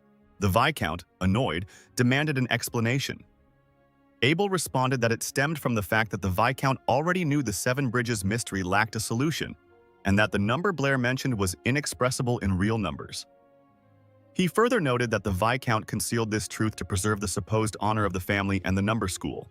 Moreover, he had eliminated those who sought to reveal the truth to the public through various means, including Abel, his own biological son. The Viscount, now enraged, commanded him to cease speaking, declaring he would kill him once more for the family's sake. Abel reasoned with his father, recalling his own words, that the truth would inevitably emerge, leading to the Howard family's utter destruction. And today, the boy named Blair accomplished precisely that, shattering their family's facade before the entire mathematics community. He then dared him to eliminate everyone who now possessed this knowledge. Abel swiftly seized the Viscount's firearm, then aimed it at his own heart, taunting his father that if he couldn't conceal the truth by tomorrow, all their secrets would be exposed, and the family would be toppled. The Viscount's hand trembled amidst Abel's relentless threats. He then, in resignation, released his gun as his son retrieved it. Viscount Howard urgently questioned Abel on how they might avert such a future. His son replied, stating he would succeed him as patriarch and transform the entire Howard family to ensure their survival. He menacingly informed his father that only he could rescue the whole family. The Viscount fell silent, startled by his declaration, then broke into a cold sweat as his son whispered his intentions to him. Several days later, at Britney's residence, Blair was roused from his slumber by an excessively loud alarm clock beside his bed. He pondered the fact that he could now rest in a comfortable, scent-free bed, unlike the utility room he once occupied. Half awake, Blair exited his room to wish Britney a good morning. However, he observed something in her room. A stack of papers lay organized on her desk. He was astonished by the sheer volume of her writings and understood that Britney had been up late again last night, attempting to calculate the number. Ever since the mathematics exchange meeting, the Howard family's credibility had been questioned due to the truth Blair revealed concerning the Seven Bridges mystery. Yet, what was even more astounding was the number he cited, which proved inexpressible using rational numbers, prompting others to label it the devil's number. And nearly all scholars had been striving to ascertain the number, yet they couldn't articulate it despite their utmost efforts. Blair deems it quite natural, given that expressing it with rational numbers is unfeasible, and irrational numbers represent an uncharted territory this world has yet to discover. Nevertheless, he commends the dedication of this world's scholars, confident they will ultimately devise a solution, much like in his own realm. As he anticipates what lies ahead, a dove soars far off, signifying a fresh phase in his existence. Blair glances at the documents on the desk and spots something intriguing. It's a newspaper featuring an article about the Howard family appointing a new patriarch, who has also declared the dissolution of the number school. Blair believes that closing the school is truly the optimal decision for the Howard family and ponders what internal shift caused them to act so resolutely. While he envisions the new patriarch's appearance, Britney approaches from behind, scantily clad. She greets Blair, rubbing her face, still appearing half asleep. He reciprocates her greeting, gazing captivated at her alluring silhouette before him. However, she appears oblivious to her scant attire. She also reprimands Blair for failing to wake her as she had instructed the previous night, to which he merely states he forgot, attempting to avert his eyes from her form. Britney playfully calls him a bad boy, causing him to become visibly flustered. She further implies that she knows he didn't truly forget, and alluringly asserts that she also knows he is aware of the number. She then sweetly asks him to cease teasing her, her chest nearly exposed, which results in Blair getting a nosebleed. Britney observes his bleeding nose and at last comprehends her state of dress. She freezes, mortified, then slaps Blair across the face, labeling him a pervert. Following their uncomfortable exchange, they proceed to the kitchen for Blair to prepare breakfast, his cheek bearing her handprint. Britney feels a pang of remorse for hitting him and apologizes, explaining it was an unconscious response on her part.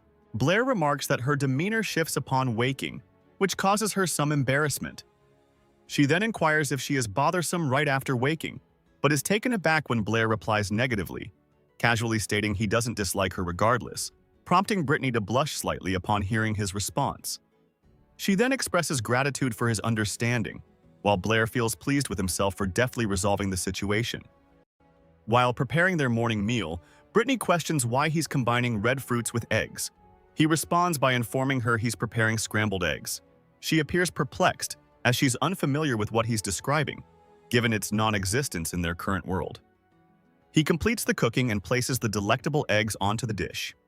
Upon completing the meal, he clarifies that the red fruits are known as tomatoes, which are utilized to create everyone's beloved scrambled eggs in his native town. He also recollects that this was a dish he consistently prepared. After breakfast, Blair departs for his class, instructing her to sample it herself. Britney requests him to wait momentarily, then she cleans a mark on his shirt with a fresh cloth. Blair is suddenly surprised, having not anticipated her getting so near, and consequently blushes while remaining motionless. She completes tidying his shirt, and it is now impeccably clean. Britney then advises him to be cautious as he departs for school. After Blair's departure, she remains solitary at the table, pondering if the eggs are truly palatable given their unusual look. She takes a spoonful of the eggs and samples it, becoming astonished by its flavor. The aroma of the eggs causes her mouth to water, and the fresh, invigorating sweetness of the tomato makes her curl her toes in sheer delight. She shivers as she savors the flavor of the scrambled eggs, finding it utterly divine. Concurrently, Blair's stomach rumbles at school as he neglected to eat breakfast after departing so early that morning. During class, the girls are discussing the new leader of the Howard family, commending his attractive appearance.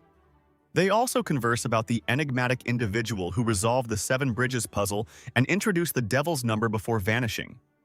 One girl mentions hearing from her uncle that the boy who solved it is their contemporary and also requested anonymity.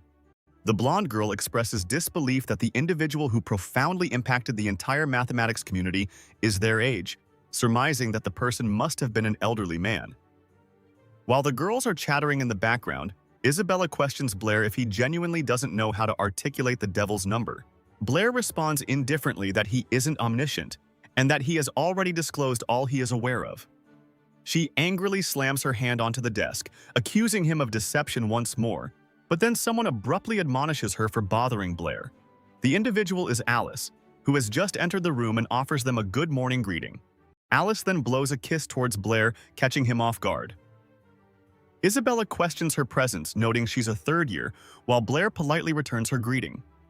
The other male students observe the two lovely girls and grow envious of his good fortune, leading the freckled boy to ponder his sudden luck. Jasmine, too, spots the attractive girls and glances their way. Alice abruptly moves closer to Blair, inquiring about the devil's number, which makes him anxious due to how near they are. His stomach once more lets out a loud rumble from his unease, causing him embarrassment as the others looked surprised. He apologizes for his stomach's sudden noise. Alice subtly smiles at his discomfort, while Isabella labels him a pig for such hunger so early. Alice then produces a tempting piece of bread and offers it to Blair. She explains she brought an extra lunch by mistake and requests his help to finish it. Blair's mouth begins to water upon seeing the bread before him. He eventually gives in and chooses to take it. As he expresses gratitude to Alice for the bread, calling her a good friend, Isabella tugs his cheek, preventing him from eating the bread he received, and chastises him for accepting food from unfamiliar people. Blair explains he attempted to decline, but the bread appeared too tempting to ignore. She becomes even more incensed, declaring he ought to have requested food from her initially. He counters, saying she would simply label him a pig again if he requested food, to which Isabella yells back that she doesn't mind. Alice interjects their discussion, asserting it's perfectly normal for her to offer him help, given he's a once-in-a-lifetime genius. Isabella grows annoyed by her remark and opts to give Blair an additional bread she coincidentally brought. suggesting he should simply give back the bread he obtained from Alice. Blair is somewhat perplexed by her unexpected generosity. Alice playfully mocks her for meddling with his decision and highlights that their relationship isn't one where she should feel jealous. Isabella becomes even more exasperated by the specific point Alice raised and instructs Blair that he must make a selection. He must select either her bread or Alice's, and only one option is available. Alice reassures him, saying it's acceptable to pick what he prefers, even if it's her offering. Strain increases as the two girls glare at each other, leaving Blair unable to enjoy a peaceful meal. As the pair confront each other, Blair endeavors to discover a method to ease the tension. He opts to take Isabella's bread, accepting it from her hand. She then brags and rejoices that her bread surpasses Alice's, who is now equally annoyed. However, Blair crams both pieces of bread into his mouth. As he attempts to swallow, he begins to perspire heavily and nearly gags during the effort. The bread ultimately descends into his throat and proceeds towards his stomach. He managed to consume both pieces of bread and praised them for their tasty offerings, tears streaming down his face. His fellow students who observed the event began to feel concerned for him because of the act he had just performed. Isabella becomes overjoyed, convinced he devoured her bread due to its superb flavor. Conversely, Alice gently wipes a breadcrumb from Blair's face and proceeds to place it into her mouth, all while casting a seductive glance his way. As she licks the crumbs from her finger, she also mildly admonishes Blair for his lack of caution. Isabella is now consumed by intense fury, provoked by Alice's flirtatious behavior towards Blair. Abruptly, the bell chimes, and Alice recognizes it's time for their lesson. She then says her farewells to Blair. He responds in kind, though with a rather lecherous expression. Isabella observes his lewd stare and points at him, threateningly declaring she will await him after class, to which he has no alternative but to consent. Isabella then exits the room, slamming the door in anger. Blair now feels at ease after the two girls departed and lets out a breath of relief. Unexpectedly, a large hand grasps his cheek while uttering his name. It was Toby, inquiring when he became acquainted with Alice. Blair responds that he encountered her just the previous evening. Toby is taken aback that Blair encountered her after dark and misconstrues the circumstances. Blair clarifies, explaining he met her at a Mathematics Association's academic conference, which Miss Britney had brought him to. Toby then recalls hearing about the conference, inquiring if it was the one where the devil's number was discovered, but Blair cuts him short, stating that Britney has now shown up. During the lesson, he effortlessly tackled the problems on the whiteboard once more. Britney then informed the class it was time to discuss the blackboard question within their assigned groups. She then leaned in to whisper to Blair, offering him a piece of bread, prompting him to inquire about its use. She explains it's for his breakfast, as he had skipped eating that morning. He begins to sweat profusely at the prospect of consuming bread once more, having already eaten it earlier. Blair then proceeds to join his group for the discussion. Toby questions why he possesses bread once more upon seeing it in his hands. Blair sidesteps the inquiry, opting to begin the discussion instead, but a girl in his group abruptly slams the desk with her hands. The pink-haired girl who struck the desk then asks Blair about the enigmatic man at the conference, having learned from Toby that he had been there that day. He casts a glance at Toby, who is averting his eyes while attempting to dismiss her query by claiming he only partially observed the individual. The pink-haired girl then inquires how he could have only partially seen him. Concurrently, Jasmine appears to be contemplating something. Blair clarifies that he was not present when the enigmatic man rose to speak. Upon his return, the location was in disarray, and the man was nowhere to be found. The girl then questions why he departed the venue during such a critical juncture. He provides an excuse, claiming he suffered from diarrhea due to overeating, which rendered everyone speechless. Toby, while picking his nose, expresses disbelief that such a prime opportunity was squandered. The girl reprimands him, asserting that Blair's mere qualification to attend such an event was sufficient, given that only the affluent or noble are permitted entry. She further asks Blair to visit her home to serve as a math tutor, as she still has numerous questions, adding that if he becomes fatigued, he can readily rest within their expansive manner. Toby expresses skepticism regarding her motives, inquiring if she genuinely desires only to learn math, which provokes her anger, and she asserts her studious nature. Concurrently, Jasmine observes them, appearing quite irritated. Time progresses, and the bells finally chime once more, signaling the conclusion of classes. Blair exhales deeply, having successfully eluded Isabella after class, and resolves to practice magic in the interim. Abruptly, a voice calls out to him, inquiring when he developed such an interest in magic. He ponders the identity of the speaker and then discerns a hooded figure directly before him. Subsequently, the individual unexpectedly lunges a knife towards him. With the blade pointed at his neck, he demands to know the identity of the person threatening him. The individual standing before him is a blue-haired woman, cloaked in a hoodie to obscure her identity. This person is unveiled as Jasmine, who commands him to remain motionless, as the dagger she wields is exceedingly sharp. Blair attempts to ask what prompted her to act this way, but she cuts him off mid-sentence. She then asserts that Blair is the one who resolved the 7 bridges and put forth the devil's number. Thus, she questions the swift escalation of his mathematical and magical abilities. Jasmine then yells at him, accusing him of impersonating Blair, given the talent he now possesses that was previously absent. Blair finally speaks, telling her she has so many inquiries that he's unsure where to commence, so he reintroduces himself. As he contemplates refraining from mentioning his origin from another world, Jasmine abruptly tugs his cheeks, mistakenly believing he is wearing a disguise. She declares that her technique will unveil his disguise, regardless of its perfection. Yet she is met with astonishment, as his face remained unaltered even after she applied her method, with only his face experiencing pain as a consequence. Blair retaliates by kicking her foot, causing her to lose balance and tumble towards the ground.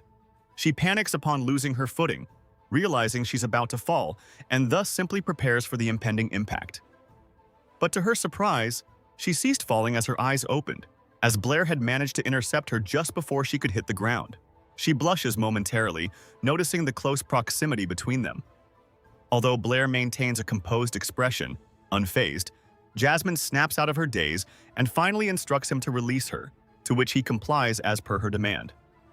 However, in return, he orders her not to aim the spoon, which he had earlier mistaken for a dagger, at his neck. He firmly asserts his true identity as Blair. Jasmine, still quite flustered, insists he let go immediately.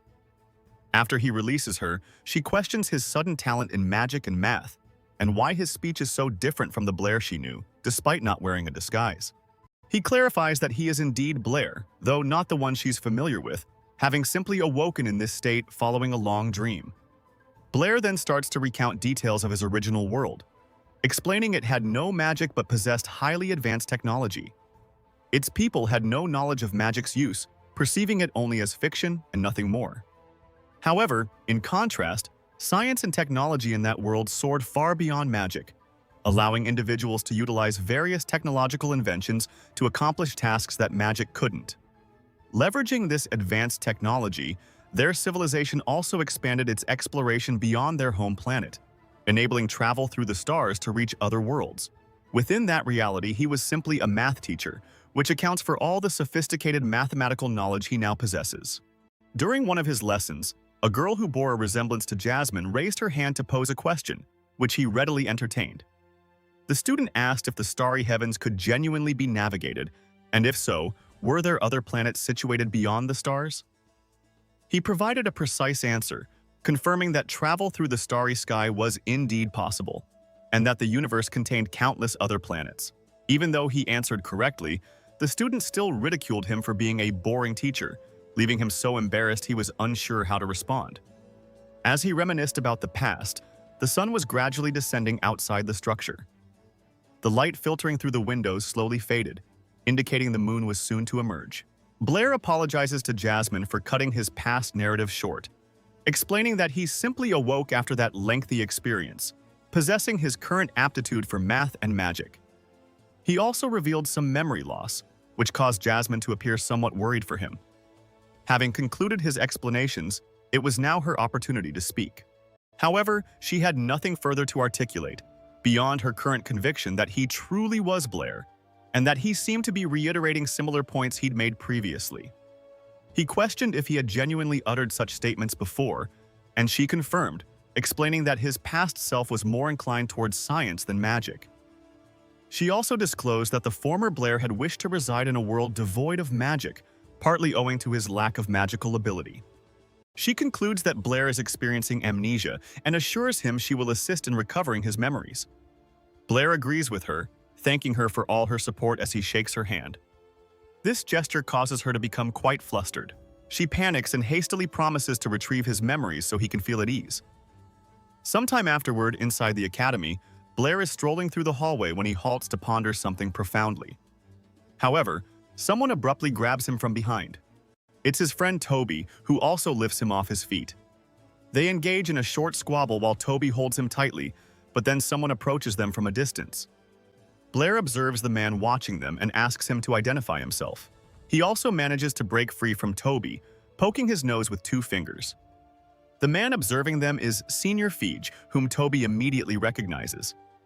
Toby then inquires what scheme Feige is concocting again, given his highly suspicious demeanor.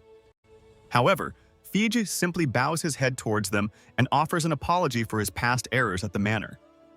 He states his sincere regrets and asks for their forgiveness regarding his wrongdoings.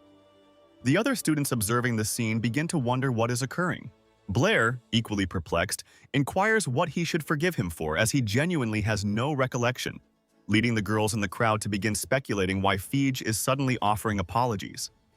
Senior Feige then hands him an item, explaining that his brother, the newly appointed patriarch, desired to present it as an invitation, as he plans to host an explanatory gathering for the entire kingdom's mathematics community this evening.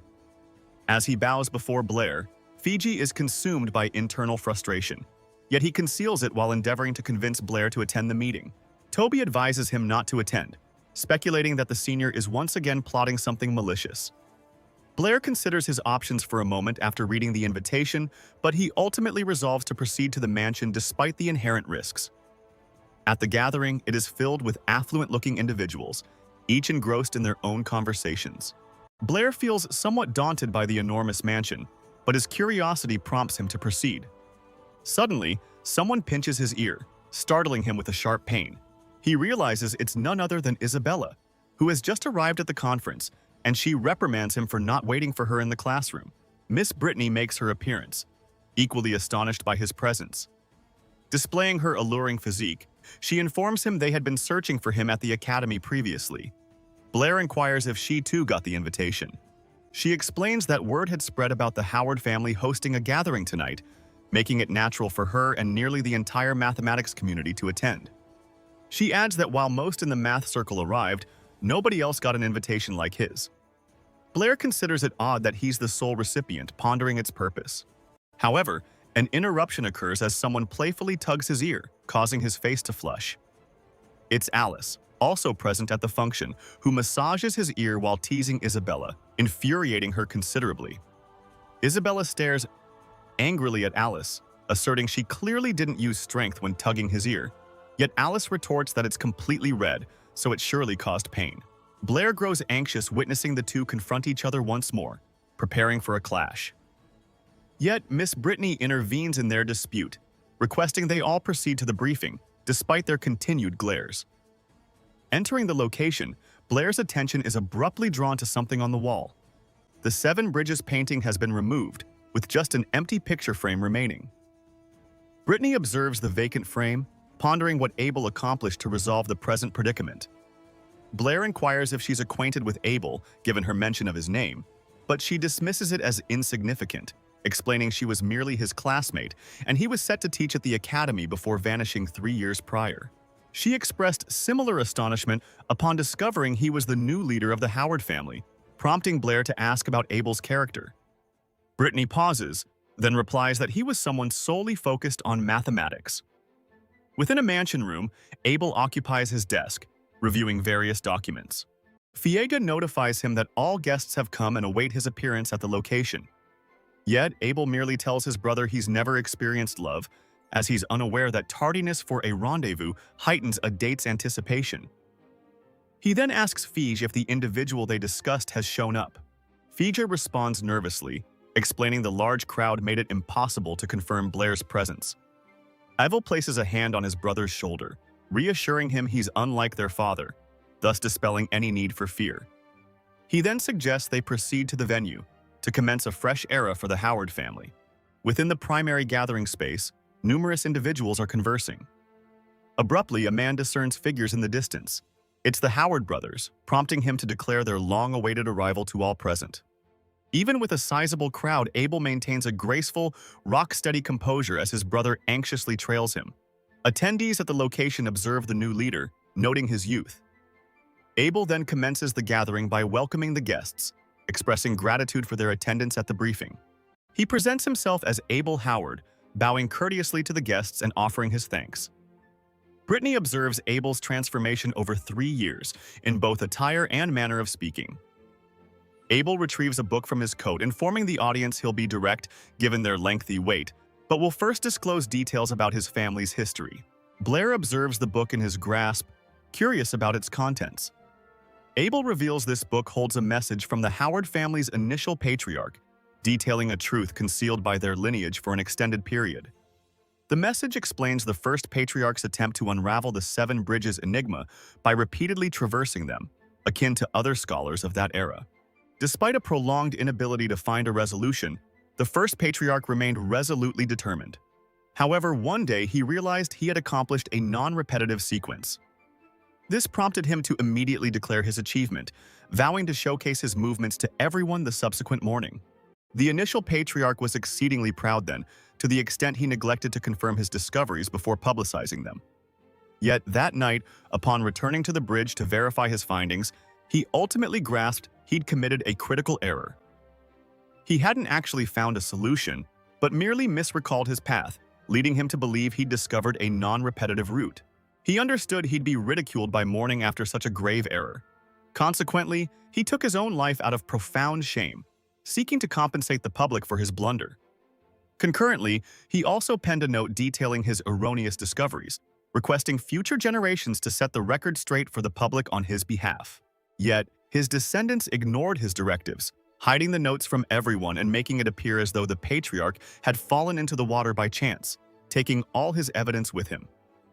They did this to preserve the family's so-called honor, right up to the present. After sharing the story, Abel stands determined before the large audience, informing them that the truth cannot stay hidden forever, and the Howard family will confront the facts and the repercussions they are bound to receive. He then bows humbly once more, seeking their pardon. Fee, stunned by his brother's boldness, tries to intervene but swiftly rethinks. Abel then explicitly apologizes to everyone, representing the entire Howard family. Those present at the gathering are astonished by his disclosure, and conversations erupt among them. Blair observes his stance on the issue and concludes that the new patriarch is highly resolute, stating that the Howard family had fabricated the truth regarding the 7 bridges mystery. He is impressed that Abel intends to unveil the reality, which will burden future generations with greater responsibility, yet the initial patriarch's reputation was upheld. The woman wearing the top hat inquires if Abel dissolved the Numbers faction recently as a form of penance for the family's deception. The new patriarch informs her that it was indeed a type of atonement, but a different primary reason existed, the so-called Devil's Number. The lady then asks if he has still not managed to find this number. Abel responds, stating they have yet to locate the number, but not due to any personal limitations. He declared that its absence stems from the Devil's Number simply not existing, a revelation that startled Blair. The remaining guests then request him to elaborate on his statement. Abel informs them that the number does not exist within their current mathematical understanding, which also served as his justification for dissolving the Numbers sect. A studious young man from the audience asks if the Devil's Number is beyond comprehension. Abel discloses that the Devil's Number is not unsolvable whatsoever. Rather, it represents an entirely new field that the mathematics community has yet to investigate. He asserts that the community's path to resolving this enigma involves consulting the individual who initially put forth the number, identified as Blair from St. Donna's Academy. The audience begins conversing amongst themselves once more, curious about Blair's true identity. Abel proceeds with his remarks, explaining that Blair remains unrecognized because of his modesty regarding his discoveries, leading him to request that his name be kept secret. Yet, Abel emphatically tells them that Blair must come forward and guide them to significantly advance the mathematics community. Britney glances behind her to address Blair, inquiring about his intentions, but he is nowhere to be seen, with no one having any clue where he abruptly disappeared. Fiji notifies his elder brother that Blair appears to be absent from the vicinity. Abel admits he wrongly assumed Blair would be unable to suppress his curiosity and would come forward independently. However, he confidently declares that Blair will approach him eventually, a statement that leaves Fees somewhat astonished by his brother's words. Later, at school, the female students in the classroom are discussing a topic. They are gossiping about Blair, who was identified as the individual who put forward the devil's number, and how people are now pressing him to resolve the current issue. Blair is bothered by Abel's success in diverting attention towards him rather than the Howard family. Abruptly, Toby nudges him from his side, calling out his name. Blair quickly answers, claiming he knows nothing, even though Toby hadn't uttered a word yet. Instead, he simply gestures towards something directly in front of them. Blair turns to observe, spotting a very large man, their history professor named Hank, which causes him to panic, having not been attentive. Hank informs him that he is aware of his mathematical prowess, but questions if Blair has an issue with him, given his consistent failure on history examinations. Blair offers an excuse, stating his recollection of the subject remains unclear, preventing him from recalling the information. Hank forcefully slaps his hand onto his desk, startling Blair considerably. The instructor then reprimands him, yelling that he must still concentrate on his academics, even with his current fame. Toby nervously raises his hand, informing the teacher that an individual is seeking Blair. Hank yells at him for the interruption, yet Toby persists in pointing towards the person seeking Blair. The instructor explicitly declares that no one is permitted to disrupt his ongoing lesson, not even the vice president Calvin. Calvin then appears from behind, takes hold of his shoulder, and states that he is the one searching for Blair, which causes Hank to be startled. He starts to re-emphasize his statements and eventually releases Blair. They proceed to the hallway after exiting the classroom. Another man, attired identically to Calvin, also joins them. The vice president welcomes him again with a pleasant smile. Blair appears disheartened, understanding they sought him for the devil's number. Calvin explains the world is counting on him to resolve the devil's number, creating immense pressure, leaving them no alternative but to request assistance. Blair considers his response for a moment, but the man beside the vice president interjects, stating their urgent need for his assistance and that it would cause him no detriment. Blair, with a cheerful grin, directly informs them he truly has no desire to assist. Shortly after, Toby rushes in, abruptly opening Miss Britney's office door, leaving her bewildered by his sudden haste. She inquires about his hurry as he struggles to regain his breath. Toby, in a panic, informs her that Blair was unexpectedly escorted away, which makes her concerned. Concurrently, within the school's meeting room, several individuals are waiting by the entrance. These individuals are all academics and dignitaries from the math circle, who converge around Blair, subjecting him to considerable pressure. Present are the Academy's 4 associate deans, along with the 3 vice presidents of the Mathematical Society. Blair also perceives that over a dozen association deacons are also awaiting outside the door. He declares his awareness that Vice President Calvin intended to pressure him into consenting to disclose information about the devil's number. Calvin informs him that having unveiled such a devilish problem, it is also his obligation, as he initiated it. Blair counters by inquiring why they are so prone to calling the truth devilish. Blair's assertion agitates the school deans, but Calvin prevents them from speaking. He then questions Blair if the devil's number genuinely cannot be represented as a ratio of whole numbers. Blair responds by stating it's not solely the devil's number. The square roots of 2, 3, and 5 are likewise numbers that cannot be expressed as a ratio of integers. He explains that an endless quantity of numbers cannot be mathematically substantiated, and only a small portion can be communicated. The mature-looking man inquires about his statement's meaning and for how many centuries they have been mistaken. Blair reassures them this is quite ordinary given the dynamic nature of mathematics, and as long as they discover proof, they can extend the realm of numbers. Calvin implores his assistance upon realizing that Blair genuinely understands the truth concerning the devil's number. Yet Blair declines and expresses regret, stating he truly cannot assist them with this. He further asserts that he comprehends their apprehension, which is the disclosure that the truth they have upheld for years will be invalidated. Blair assures them that fear is a natural emotion, informing them that in his hometown, successive generations have also confronted such challenges in their quest for truth and understanding. He clarifies that it is precisely because of this fear of the unknown that they ought to strive to comprehend and embrace the truth, a path their ancestors have followed for ages. Blair conveys his belief that the mathematics community will be capable of confronting their apprehension and possessing the fortitude to surmount this challenge. Ultimately, the anthem of humanity is the anthem of bravery. The vice president is deeply moved by his statements and appears somewhat astonished.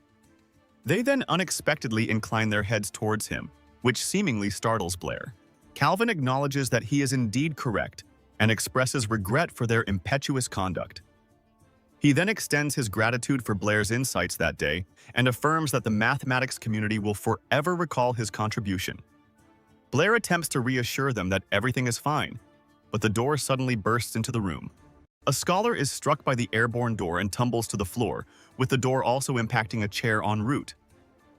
They look to see who propelled the door with such velocity. It is Britney, who appears to be incensed due to the immense magical power she is unleashing.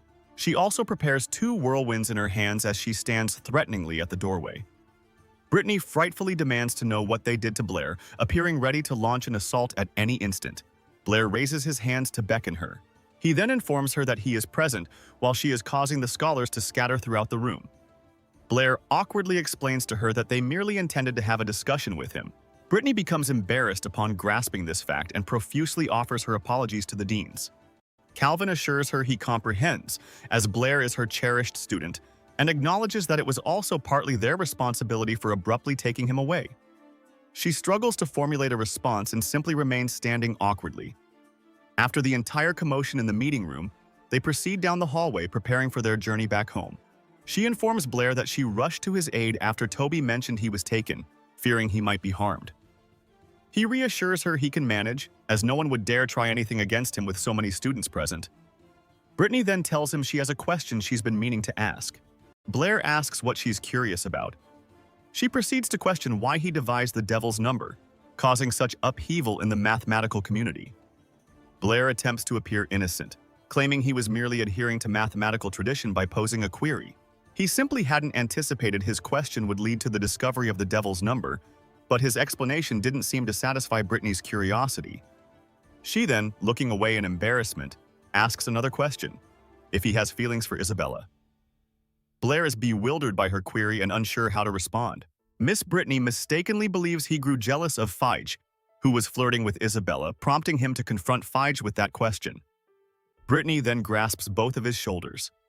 She assures him she won't reveal anything and that she supports him, causing Blair to sweat profusely as he tries to correct the misunderstanding. However, she heads to her office before he can utter a word.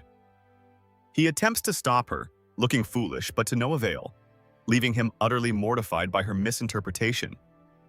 That evening, upon their return home, Lair is preparing another dish from his native land, contemplating Britney's vivid imagination and resolving to clarify things with her later.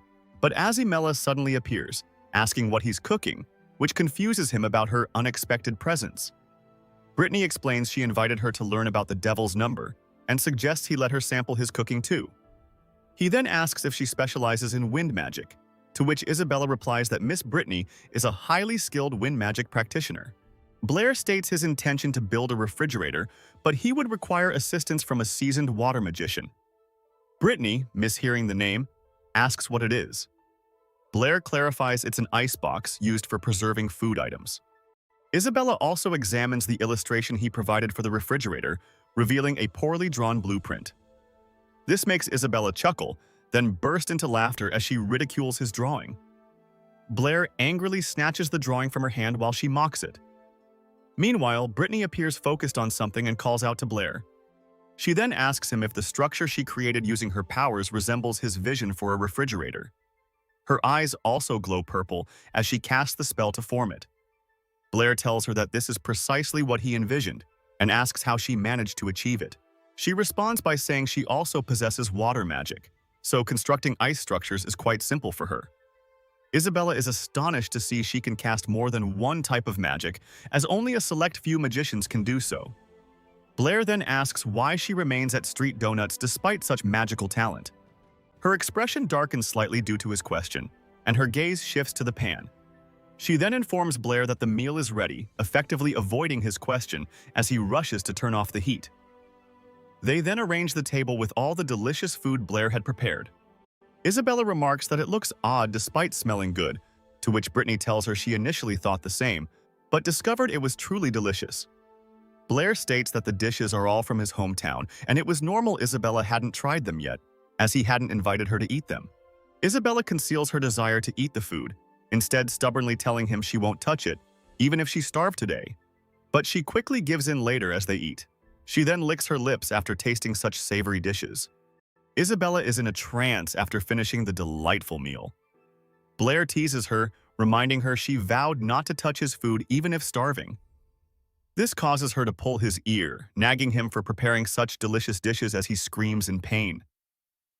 Britney laughs after witnessing such a lively scene. Blair asks what's wrong. She replies that she genuinely believes they are a good match, which causes the two to freeze in place upon hearing her words. Isabella turns away and declares she isn't compatible with such a pervert at all. Blair too looks away, declaring he's no match for such a conceited girl.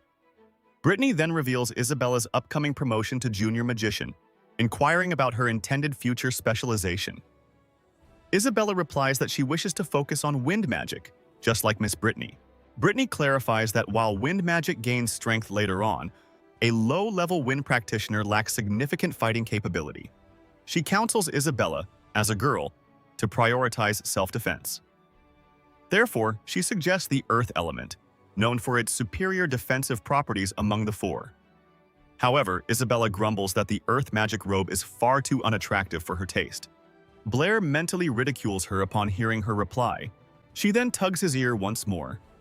Blair exclaims, questioning why she's seizing his ear again when he hasn't uttered a word, to which she retorts that she's aware he was mocking her internally. Britney then inquires about his chosen specialization. He ponders briefly before elegantly stating his desire to master every department. Isabella scoffs at him for harboring such an impossible ambition, one that even Miss Britney herself couldn't accomplish, and Britney then perceives something unusual. She remarks that Blair's aspirations might not be a futile fantasy. Isabella argues that he was merely spouting nonsense, questioning why Britney was treating him with such gravity. Britney clarifies that the magical energies surrounding him evoke an odd sensation in others, yet she senses a concentrated power. She speculates he could possess an affinity for all four elements simultaneously. Britney then declares they should set aside that discussion for now, and she will mentor him in magic, just as he tutored her in mathematics. Her remarks delight the two students. However, Britney also asserts that becoming a proficient magician requires more than just heavy reliance on magic. This is because, even though the gods bestowed upon them the power to cast spells, the existence of specific incantations and gestures can leave a magician without a chance to perform them. To compensate for this deficiency, they must train in martial arts to handle scenarios where casting magic is impossible. She showcases her magic by effortlessly cleaning the dishes, its practicality astonishing Blair. Britney further explains that combat prowess often surpasses magical ability, so she intends to instruct them in fighting before magic, a revelation that astounds Blair, who learns she possesses fighting skills. Isabella informs her that she acquired martial arts skills at home, requesting permission for her and Blair to spar initially to give him an instinctive grasp of combat. Britney consents, cautioning her not to injure Blair. Isabella responds that she will be lenient with him, while privately resolving not to be defeated by him in martial arts. Blair then feels a slight apprehension as he observes her getting ready. They proceed to a training chamber once prepared. Isabella provokes him, asserting that he ought not to allow her to bring him to tears. She then rapidly lunges to strike him, yet he remains perfectly composed. She closes the distance and delivers a punch, but he adeptly evades her assault. Deep into the night within the training chamber, the pair engages in an ongoing battle, moving with agility throughout the space. Blair then seizes her wrists, causing her to become unbalanced. He then succeeds in incapacitating her with a single rapid movement. Trapped in an exposed stance, she labels him a pervert and commands him to release her. He informs her that for her release, she must still perform an action, but she abruptly delivers a kick directly to his face. The ogre's surprise assault proves ineffective as he successfully evades it. Blair then quickly assails her with wind magic, causing her to lose her stability. She once more loses her equilibrium and tumbles towards the floor. She shrieks in alarm at her imminent descent, yet astonishingly, she doesn't hit the ground. Blair had managed to seize her by the hips just in time, and Britney then breaks their concentration by posing a question to Blair. She inquires about Blair's martial arts background. He explains, still supporting Isabella, that he hadn't formally trained but, being keen on combat, had practiced Sanda for a period in his native town. She then asks for clarification on what Sanda entails. She inquires about his hometown, which he's brought up repeatedly. While he fumbles for a reply, Isabella grabs his ears again and tugs them since he hadn't released her, prompting him to finally set her down. She sulks, claiming her defeat this time was solely because she slipped. Intrigued by his martial arts, Britney requests he demonstrate it on her. He explains that Sanda is difficult to manage, noting he nearly struck Isabella, but Britney reassures him there's no need to fret. Blair agrees to her suggestion, cautioning her to be careful as he prepares his fists. He then charges directly at Miss Britney, yet she anticipates his move and raises her defense. He notices her chest bouncing, which brings to mind a past remark from his Sanda coach. The coach had said that facing a true master leaves no time to comprehend what occurred. He hadn't accepted this then, but now he was certain, as she struck his neck, rendering him unconscious. Britney catches him before he can fall, then carefully lowers him to the ground. Isabella, in a panic, asks what happened to Blair and if he's okay. Britney assures her that she genuinely cares for him, explaining he merely fainted briefly and will regain consciousness soon. Isabella gets flustered by Britney's words and attempts to refute them. However, Britney states she knows Isabella has feelings for Blair, eliciting a shocked response from Isabella. She vehemently denies liking such a pervert and demands Britney cease uttering such absurdities. Britney tells her there's no need to deny it, as she doesn't consider it a bad thing. She then admits that she too feels the same way. However, something suddenly cuts their discussion short. It's Blair, unconsciously touching Britney, which utterly shocks Isabella. She's startled, believing he'd been awake the whole time, but he's merely beginning to stir. The following day, Blair is wrapped in bandages, grumbling about the pain. Toby inquires what happened, wondering if last night was so wild he got injured sleeping at Miss Britney's place. Blair, however, offers an excuse, claiming he simply fell. The truth is, a fierce woman suddenly pinned him down right after he awoke, mistakenly believing he intentionally groped Miss Britney. He pleads with her to stop, fearing his hand will break, while Britney feebly asks for his release. Ultimately, her immense strength resulted in his hand being broken. He also recognized Britney's formidable fighting abilities, inferring she must have undergone extensive formal combat instruction. Given that in this world, an ordinary family typically lacks the resources for early combat training, let alone magic and mathematics. Thus, he genuinely ponders her origins. Abruptly, Toby breaks his concentration, announcing he's finally perfected the technique of combining 2 fireballs Blair taught him. Blair is astonished by his rapid mastery, so Toby volunteers to showcase his abilities. He then commences casting the spell, channeling his flame energy from within. Blair becomes quite excited to observe what he can accomplish. Toby completes the casting and activates the fireball. Blair is stunned by the outcome, not for its impressiveness, but because it's utterly underwhelming. Toby then displays again the tiny flames he managed to summon with all his might. Observing the 2 minuscule flames he produced, Blair reassures him that his magical power has certainly increased. He conceals his disappointment with Toby's technique, thus saying nothing further. Abruptly, a cake materializes before him. Alice is offering it, having recently heard he was hurt, so she brought him a cake to consume. She speculates he didn't bring any lunch today, which is the reason she also provided the cake. Alice then frightens Toby off, stating he must have already eaten. So Toby departs, telling Blair to eat, as he has other commitments. Although Blair is captivated by the meal, he attempts to decline, expressing his indebtedness for consistently consuming her cooking. Alice then inquires if the cake is delicious. Blair replies that Alice's bread is superior and inquires if she has eaten lunch yet.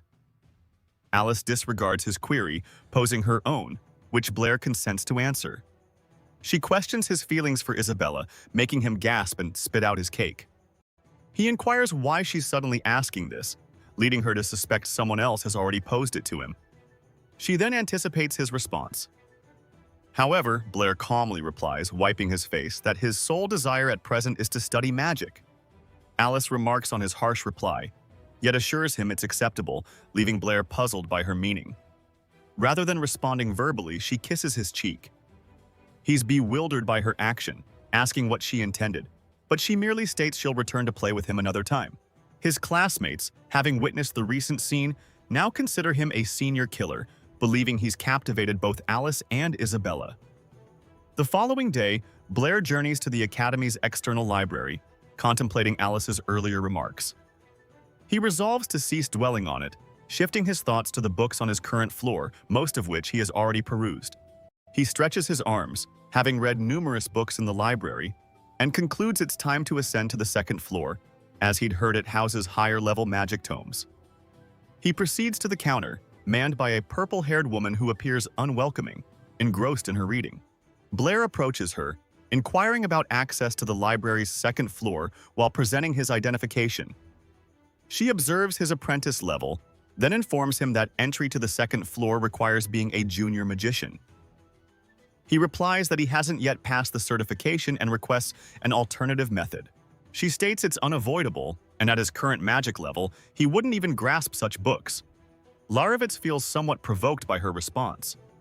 But then, someone unexpectedly calls out to him using his alias. It's Jasmine, extending her assistance. The woman departs after realizing Jasmine knows him, explains his predicament to her, then requests she persuade him. Jasmine reiterates that he must either be a junior magician or complete a certification for a new magic to gain access to the second floor. However, his likelihood of success is minimal, so she urges him to enhance his mental power to attain junior magician status. Blair, though, agrees to undertake the certification, stating he coincidentally has a fresh concept for advancing water element magic. She warns him that failing the certification will result in the association blacklisting him, rendering him unable to utilize their resources. He assures her it will be perfectly fine. Despite his confidence, Jasmine still appears visibly worried, but she nonetheless consents to let him try and escorts him to the certification exam. Jasmine converses with Blair's evaluators, who are astonished to learn a magic apprentice wishes to certify water element improvement magic. The bald man beside her declares it must be another individual attempting to deceive the association, as countless generations have already refined the water element. The man in blue requests she inform Blair to reconsider, as he faces the danger of being blacklisted and penalized by the association. Jasmine assures them she understands, yet maintains he should still be granted an opportunity. They ultimately consent to authenticate him and instruct her to allow him into the room. Blair enters, fastening his mask securely to prevent it from dropping. He proceeds to greet the two, who seem to be disregarding him. Yet, the bald man overhears his name, prompting him to recall his identity. Blair announces his intention to certify water element improvement magic, which promises a substantial increase in the water element's potency. The bald man glares at him, then yells, questioning his return after the previous room damage. He subsequently convinces the man in blue to proceed to the test room, remembering Blair's past actions. However, the man in blue is unyielding, branding him a coward for fearing a mere magic apprentice. He then instructs Blair to strike him with the magic, and Blair promptly complies. Blair commences gathering ambient energy from the surrounding air. He then absorbs it throughout his entire body, causing his eyes to appear like ice and flames. Subsequently, he activates two elements from his palms. The man in blue is astonished to witness him as a dual caster, questioning the bald man why he hadn't disclosed this. The bald man ignores him, casting a defensive spell. Blair then merges both ice and fire in his hands, leading to both water and steam emanating from the ice, which propels the flame at an immense velocity.